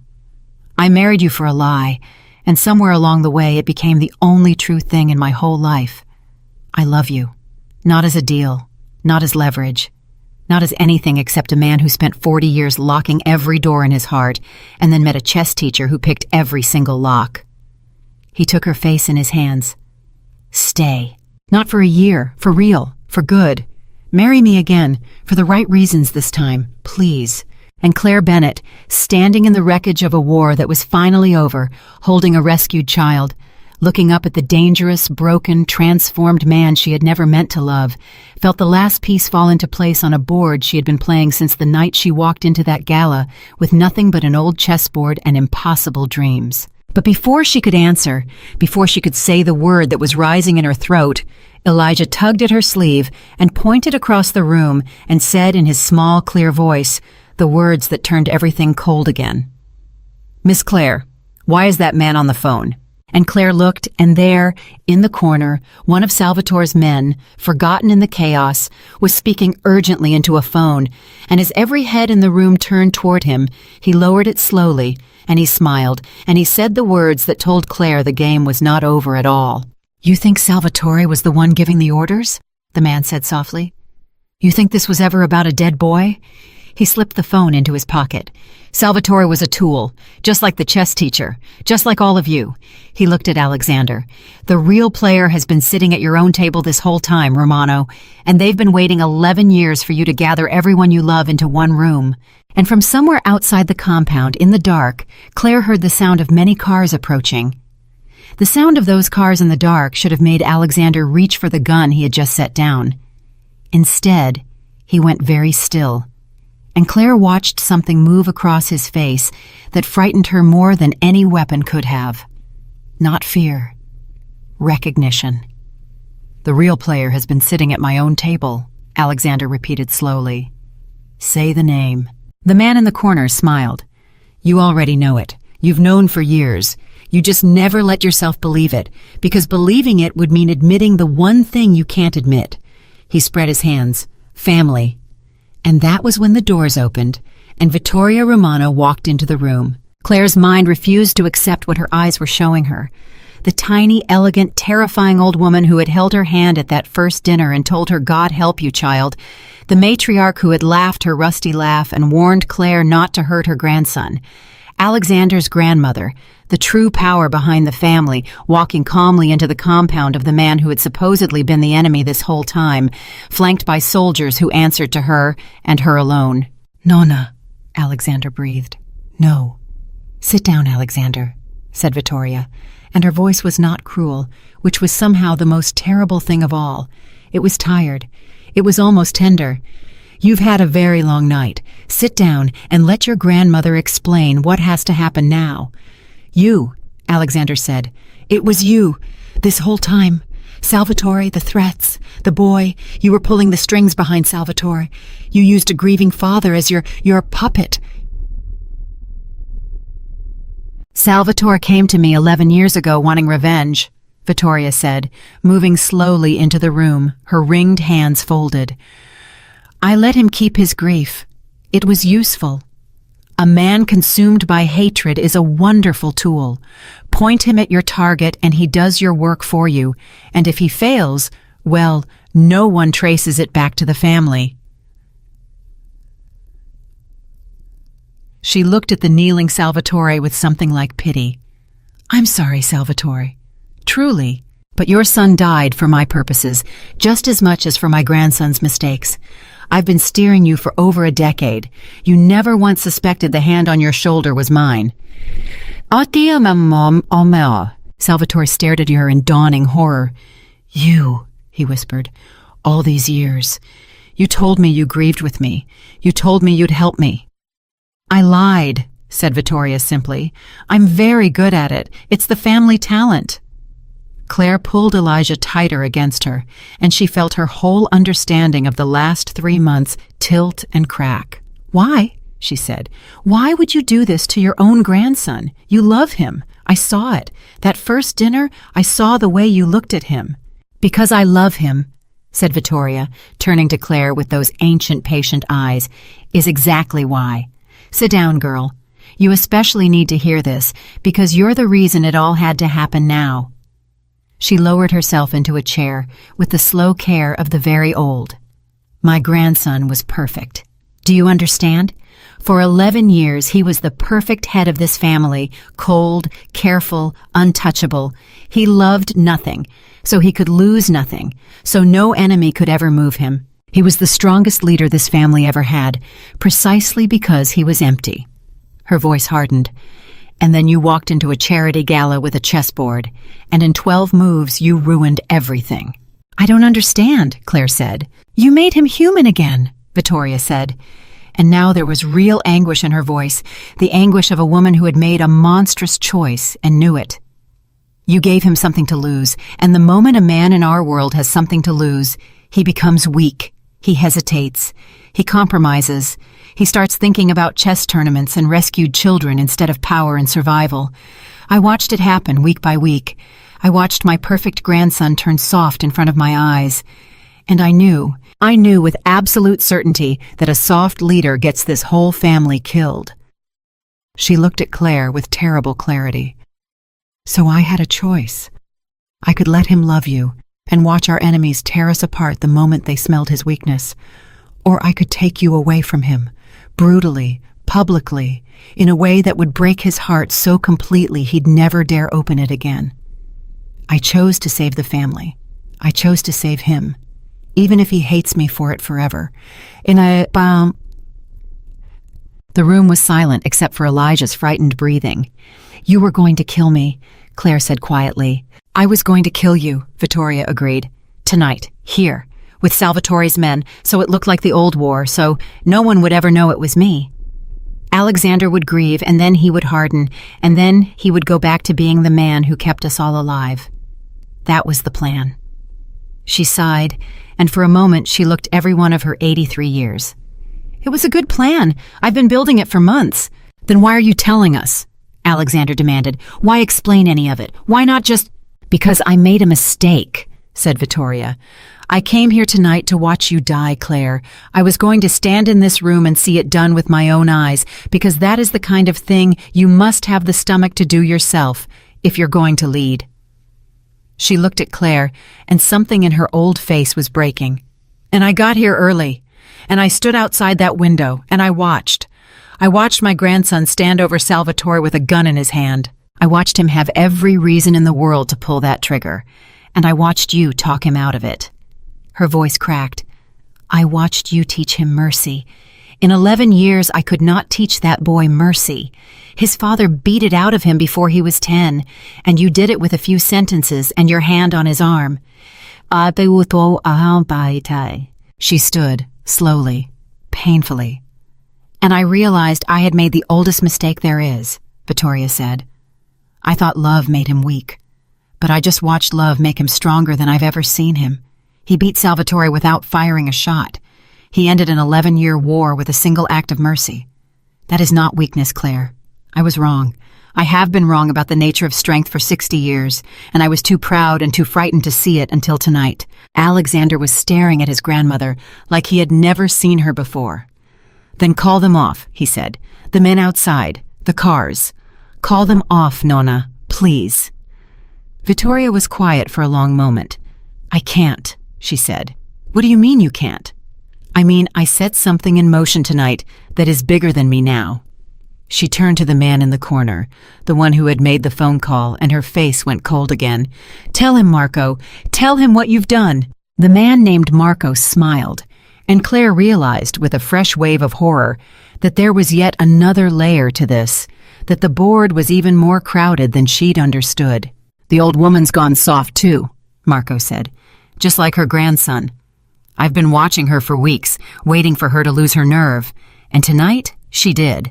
She stood at that window, and I saw her hesitate. I saw her decide not to give the order." He pulled out the phone again. "So, I gave it for her. The men outside don't answer to Vittoria anymore. They answer to me, and they have orders to kill everyone in this room. The chess teacher, the boy, Alexander, and you, Vittoria, the whole soft, sentimental lot of you." His smile widened. "It's time this family had a leader who understands that love, mercy, family, it's all just weakness with a pretty name. I'll build something stronger out of the ashes."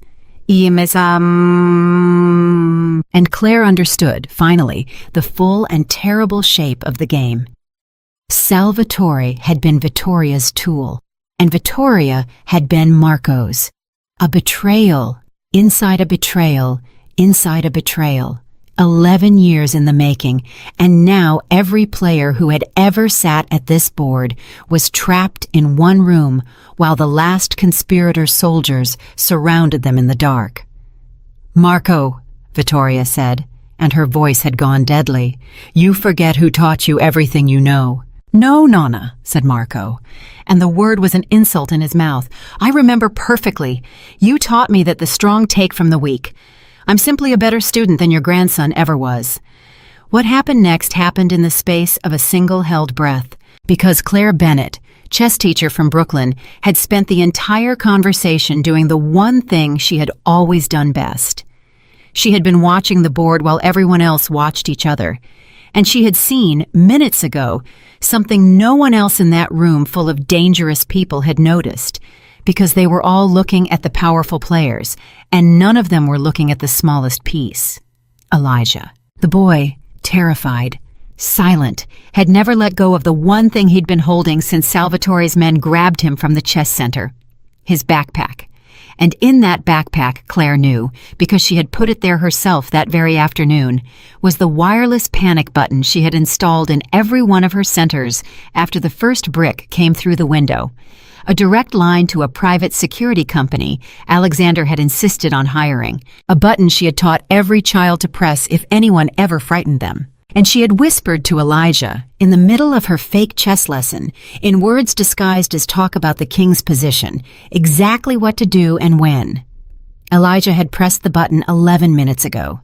"Marco," Claire said, standing slowly, holding the boy's hand, her voice ringing out clear and calm across the room.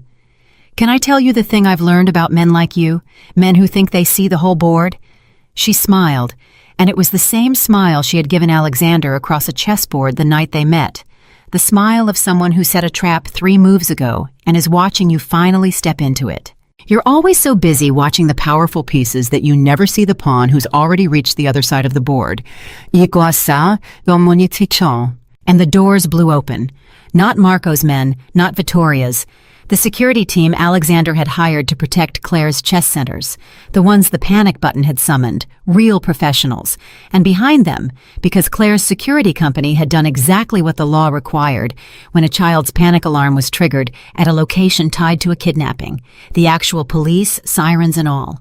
More of them than Claire had ever seen in one place. Marco's men in the dark had been waiting for a quiet massacre. They had not been prepared for the entire situation to become the single most documented, most witnessed, most surrounded event of the night. You cannot make a room full of people disappear when it is lit up by police floodlights and surrounded by officers who received a verified child abduction alert. The whole logic of the ambush collapsed in an instant. In the chaos, Marco lunged for Claire, understanding in a flash of pure hatred that this small woman had beaten him, that the chess teacher had been playing them all along, and his hands reached for her throat. He never got there, because Alexander Romano moved, and this time he was close enough. He put himself between Marco and Claire, and the two men went down together, and Claire pulled Elijah away and shielded the boy's eyes. And when it was over, Marco was in handcuffs, and so, quietly, without resistance, her hands folded and her ancient head held high, was Vittoria Romano. The old woman looked at Claire as the officers led her past. "You had a piece in play the whole time," Vittoria said, and there was something almost like pride in her voice. "The child, the panic button. You set it in motion this afternoon, before you even knew tonight would happen. You're always 3 moves ahead, aren't you, girl?" "I learned to be," said Claire. "When you spend your whole life being underestimated, you learn to plan for the worst while everyone's laughing at you." Vittoria nodded slowly. "I underestimated you from the very first night." She paused at the door, an old woman in handcuffs who had ruled an empire of violence for 60 years and been undone by a chess teacher and a 9-year-old with a backpack. "Take care of him," she said, and her eyes went to Alexander. "I did everything wrong. Everything. I thought I was protecting him by keeping him empty, and all I did was make him lonely for 40 years. Her voice broke. "You filled it. Whatever I am, whatever I've done, I'm grateful for that. Take care of my boy." And then she was gone. The aftermath took hours. Statements and questions and the slow untangling of 11 years of conspiracy. Salvatore Bianchi, when the police came for him, did not resist either. He looked at Alexander one last time before they took him, and something passed between the two men, some acknowledgement, and Salvatore said quietly, "You said his name, Matteo, 11 years, and you're the first person besides me to say his name." His eyes were wet. "I wanted you to become a monster tonight, and instead, you became a man. I don't know if I can forgive you, but I think Matteo would have liked her." He nodded at Claire. He would have liked what she made you into. And then he too was gone. It was nearly dawn when Claire finally sat down on the steps outside the compound, exhausted beyond anything she had ever felt. Elijah asleep against her shoulder, safe, whole, going home. Alexander sat down beside her. For a long time, neither of them spoke. "My own grandmother," Alexander said finally. "My own family. All this time." He shook his head slowly. "You know what the worst part is? I understand her. God help me, I understand exactly what she did and why, because it's what I did to myself for 11 years. I kept my own heart empty for the exact same reason she wanted to keep it empty, to stay strong, to stay safe." He looked at Claire. She wasn't a monster, Claire. She was just a woman who was so afraid of losing the people she loved that she decided not to love them at all, and she almost took you from me to prove a point I spent my whole life believing. "That love is weakness," Claire said softly. "That love is weakness," Alexander agreed. He turned to her, and in the gray light of the coming morning, his face was open and undefended in a way it had never been. "But it isn't. I know that now. I watched it tonight. Love didn't make me weak. It made me stronger than an entire criminal empire. It made a 9-year-old boy brave enough to press a button. It ended a war I couldn't end with all the guns in New York." He took her hand. "You were right. From the very first night, across that chessboard, you were right about everything. Strength doesn't come from money or fear or power. It comes from finding someone brave enough to challenge you and humble enough to change with you." Amal Sipal Kuwait. Claire looked at him, this transformed man, this door that had finally, fully opened. "You remembered," she said. "I remember everything you've ever said to me," said Alexander. "I've been studying you since the night we met. I told you that. I sat across a board from you 100 times, trying to read your soul." "Ah." He smiled, and it was the realest smile she had ever seen on him. "I finally read it. It says you don't quit on lonely people. It says you'd rather do the brave thing than the smart thing. It says you love completely or not at all." His voice dropped. "And it says, if I'm very, very lucky, that you might love me." Claire was quiet for a moment, the sleeping child warm against her shoulder, the terrible night finally behind them. "The contract," she said. "Burn it," said Alexander. "I told you, I don't want a year. I already burned it," said Claire. Alexander blinked. "What?" "Weeks ago," she said, and she was smiling now, tears in her eyes. "The night you cried in my arms in the room full of broken glass. I went home, and I took my copy of that stupid contract, and I burned it in my kitchen sink. Because I already knew. I knew it wasn't a year. I knew it wasn't an arrangement. I knew somewhere around the 20th game of chess in that library, when you started telling me the truth about yourself, that I wasn't going anywhere." She reached up and touched his face. "I married a monster for money and children, and somewhere along the way, the monster turned into the man I love. I didn't plan it. It's the one thing in my whole life I never saw 3 moves ahead, and it's the best thing that ever happened to me." And Alexander Romano, feared throughout New York, master of a criminal empire that he would spend the rest of his life dismantling and turning towards something better, pulled his wife into his arms and held her while the sun came up. And for the first time in his entire life, he was not afraid of losing what he loved, because he finally understood that the love itself was the thing that made him strong enough to protect it.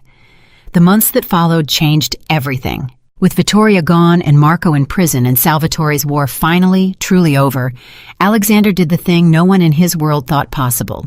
He began to take the empire apart, not all at once because that would have gotten people killed, but piece by piece, carefully, the way Claire took apart a chess position, he turned the machine of violence towards something else. Legitimate businesses, real jobs for men who had only ever known crime, and money, so much money, poured quietly into the one thing that had started it all. Claire's chess program became the largest youth foundation in New York City. It reached the Bronx and Brooklyn and Queens and Staten Island and Manhattan. It reached children who had nothing, the way Claire once had nothing, and it told them the things she had spent her whole life trying to teach. That they were smart, that they could sit across from a problem bigger than themselves and beat it, if they stayed calm and thought clearly and refused to be afraid.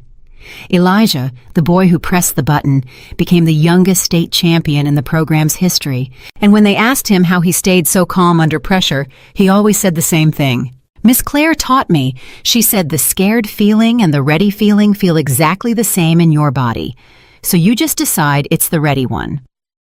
People asked Alexander sometimes why he had proposed to a woman after she beat him at chess. Reporters asked it.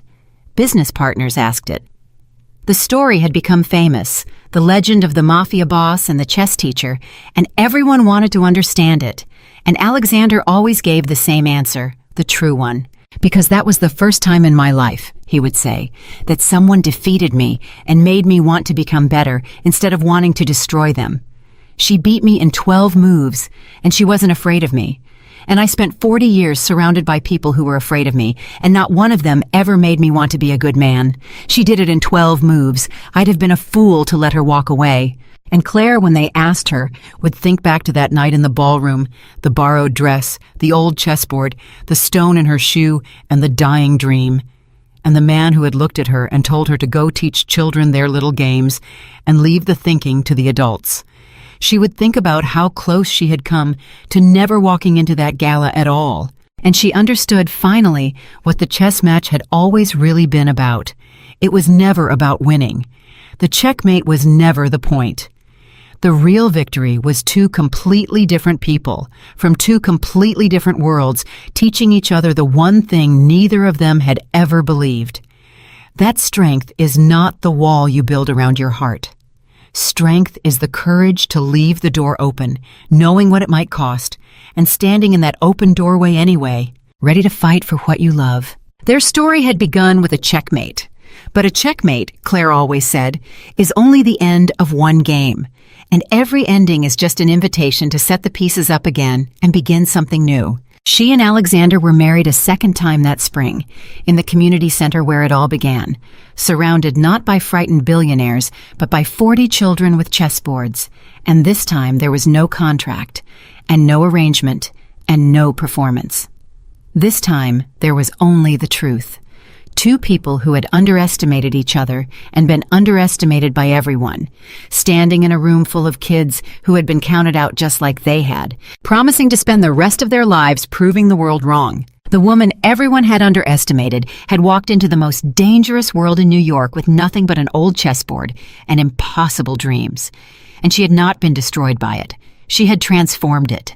She had taken the loneliest, most feared man in the city and taught him how to be human. And she had taken his empire of fear and turned it into a future for thousands of children who would never be underestimated again. Because in the end, the chess teacher from Brooklyn had been right about everything, right from the very first move.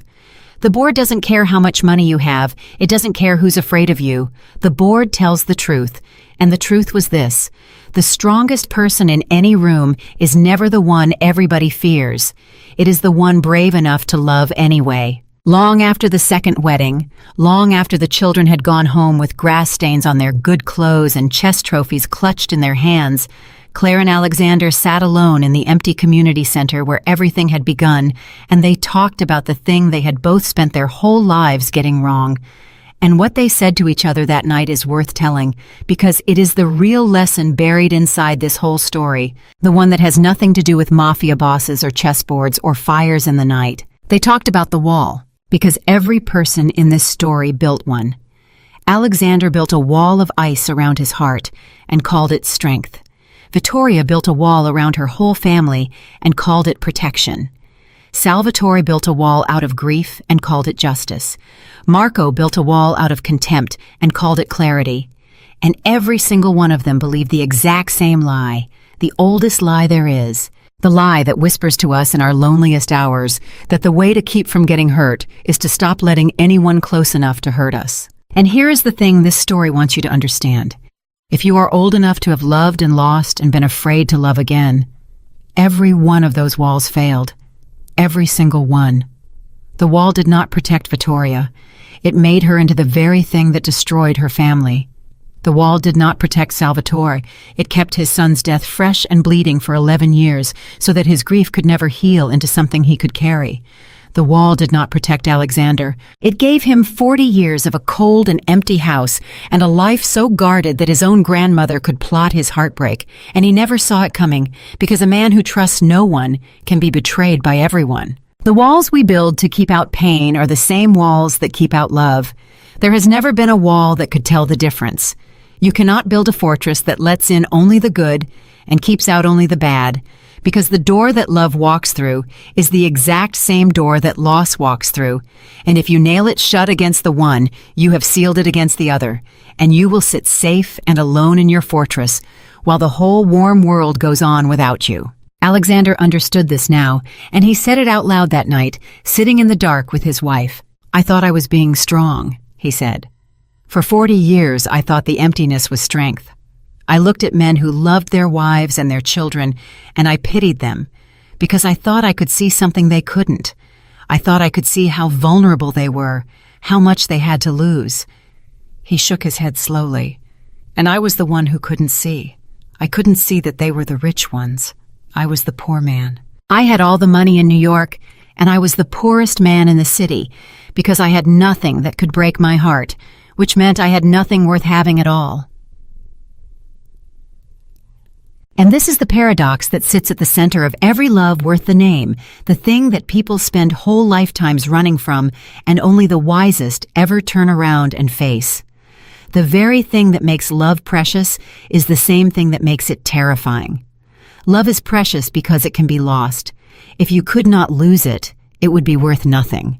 The trembling you feel when you love someone, the fear in the pit of your stomach when they are late coming home, the way your chest tightens when they cough in the night, that fear is not the enemy of love.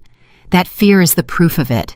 That fear is the price, and it is the only honest price, and anyone who tells you there is a way to love without paying it is selling you a wall. Claire had known this her whole life, though she could not have put it into these words.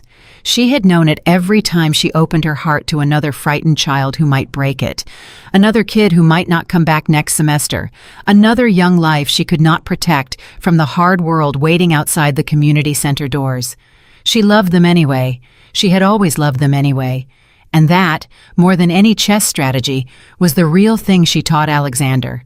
Not how to win, how to stay open, how to keep the door unlocked even after you have learned exactly what can walk through it. "You want to know the bravest thing a person can do?" she said to him that night. "It isn't running into a burning building. It isn't standing up to a man with a gun.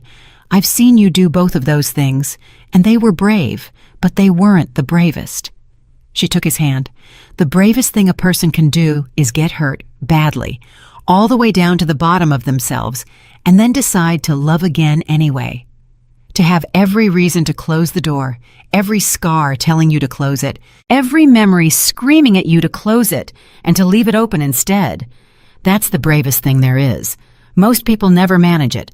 Most people get hurt once and spend the rest of their lives building the wall higher. You didn't. You got hurt worse than almost anyone I've ever met, betrayed by your own blood, and you chose to stay open. Do you have any idea how rare that is?" Alexander was quiet for a long time. "I only stayed open because of you," he said finally. "No," said Claire, and her voice was firm. "That's the wall talking again, just wearing a nicer suit. You didn't stay open because of me. You stayed open because you decided to. I couldn't have made that choice for you. Nobody can make it for anybody. I opened a door. You're the one who walked through it, and you're the one who has to keep it open every single day for the rest of your life, because that's the other thing nobody tells you." She looked at him steadily. "Love isn't a thing you feel once, and then you have it forever, like a trophy on a shelf. Love is a choice you make again every morning. Every morning you wake up and the fear is still there, the fear of losing what you have, and every morning you have to choose to love anyway, in spite of the fear, because of the fear. That's not weakness. That's the strongest thing a human being ever does. And you have to do it again tomorrow, and the day after, forever. And this is the truth that the whole story has been building toward, the thing worth carrying with you long after you have forgotten the chess match and the fire and the betrayal. We are all told from the time we are young that love is soft and strength is hard. We are told that the people who guard their hearts are wise and the people who give them away are foolish. We are told to protect ourselves, to keep something in reserve, to never let anyone see all the way in, because the world is dangerous, and people will hurt you, and the only safe heart is a heart that no one holds. And this teaching sounds like wisdom. It sounds like the hard-won lesson of people who have lived and suffered and learned, but it is a lie. It is the oldest and most seductive lie there is, and it has ruined more lives than any war, because a guarded heart does not stay safe. It stays empty, and an empty heart is not protected from suffering. It is simply suffering alone, in the dark, behind a wall, with no one to hold its hand. The people in this story who tried to be strong by being hard all lost everything. And the two people who dared to be strong by being soft, by staying open, by loving in a world that gave them every reason not to, those two people won. Not because they were lucky, not because the danger passed them by. The danger came straight for them, harder than for anyone. They won because their openness turned out to be the only real strength there is. A 9-year-old boy pressed a button because a woman had loved him enough to teach him he was brave. A war ended because a man loved his wife enough to choose mercy over vengeance.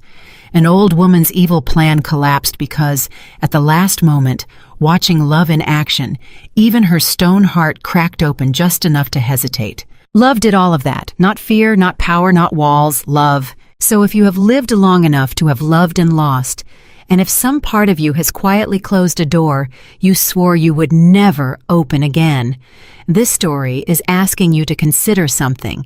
It is asking you to consider that the wall you built to keep from being hurt again is the same wall keeping out every good thing that is still trying to reach you.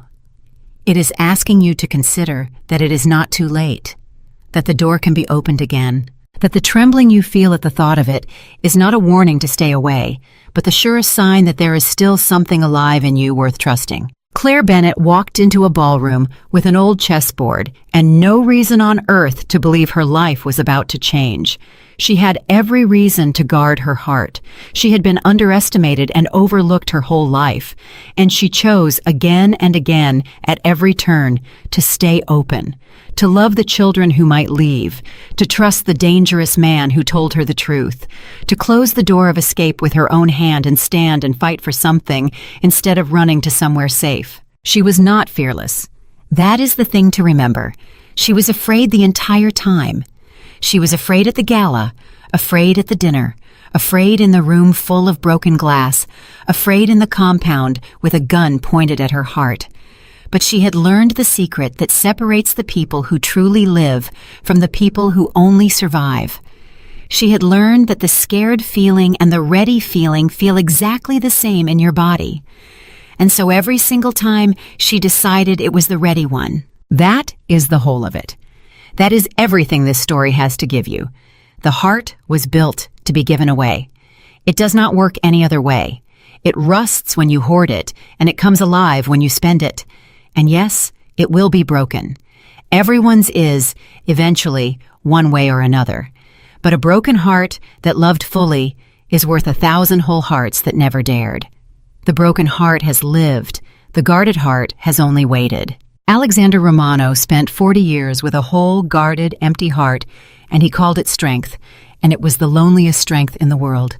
And then a woman broke it open in 12 moves, and for the first time in his life, he had something that could be shattered, and he discovered that this, exactly this, was what it had always meant to be alive. Their story began with a checkmate. It was never really about the game. The board was only ever a way for two frightened people to find each other across a crowded room and recognize, in the way the other one thought and fought and refused to quit, a heart worth the terrible risk of loving. And in the end, after all of it, the lesson stands as simple and as hard as it has always been. Do not build the wall. Or if you have already built it, brick by brick, over long years of being hurt, then find the courage to take it down again, one stone at a time, and stand in the open doorway with your heart exposed to whatever comes. Because the strongest person in any room is never the one who feels no fear, and never the one everybody fears. It is, and it always will be, the one brave enough to love anyway.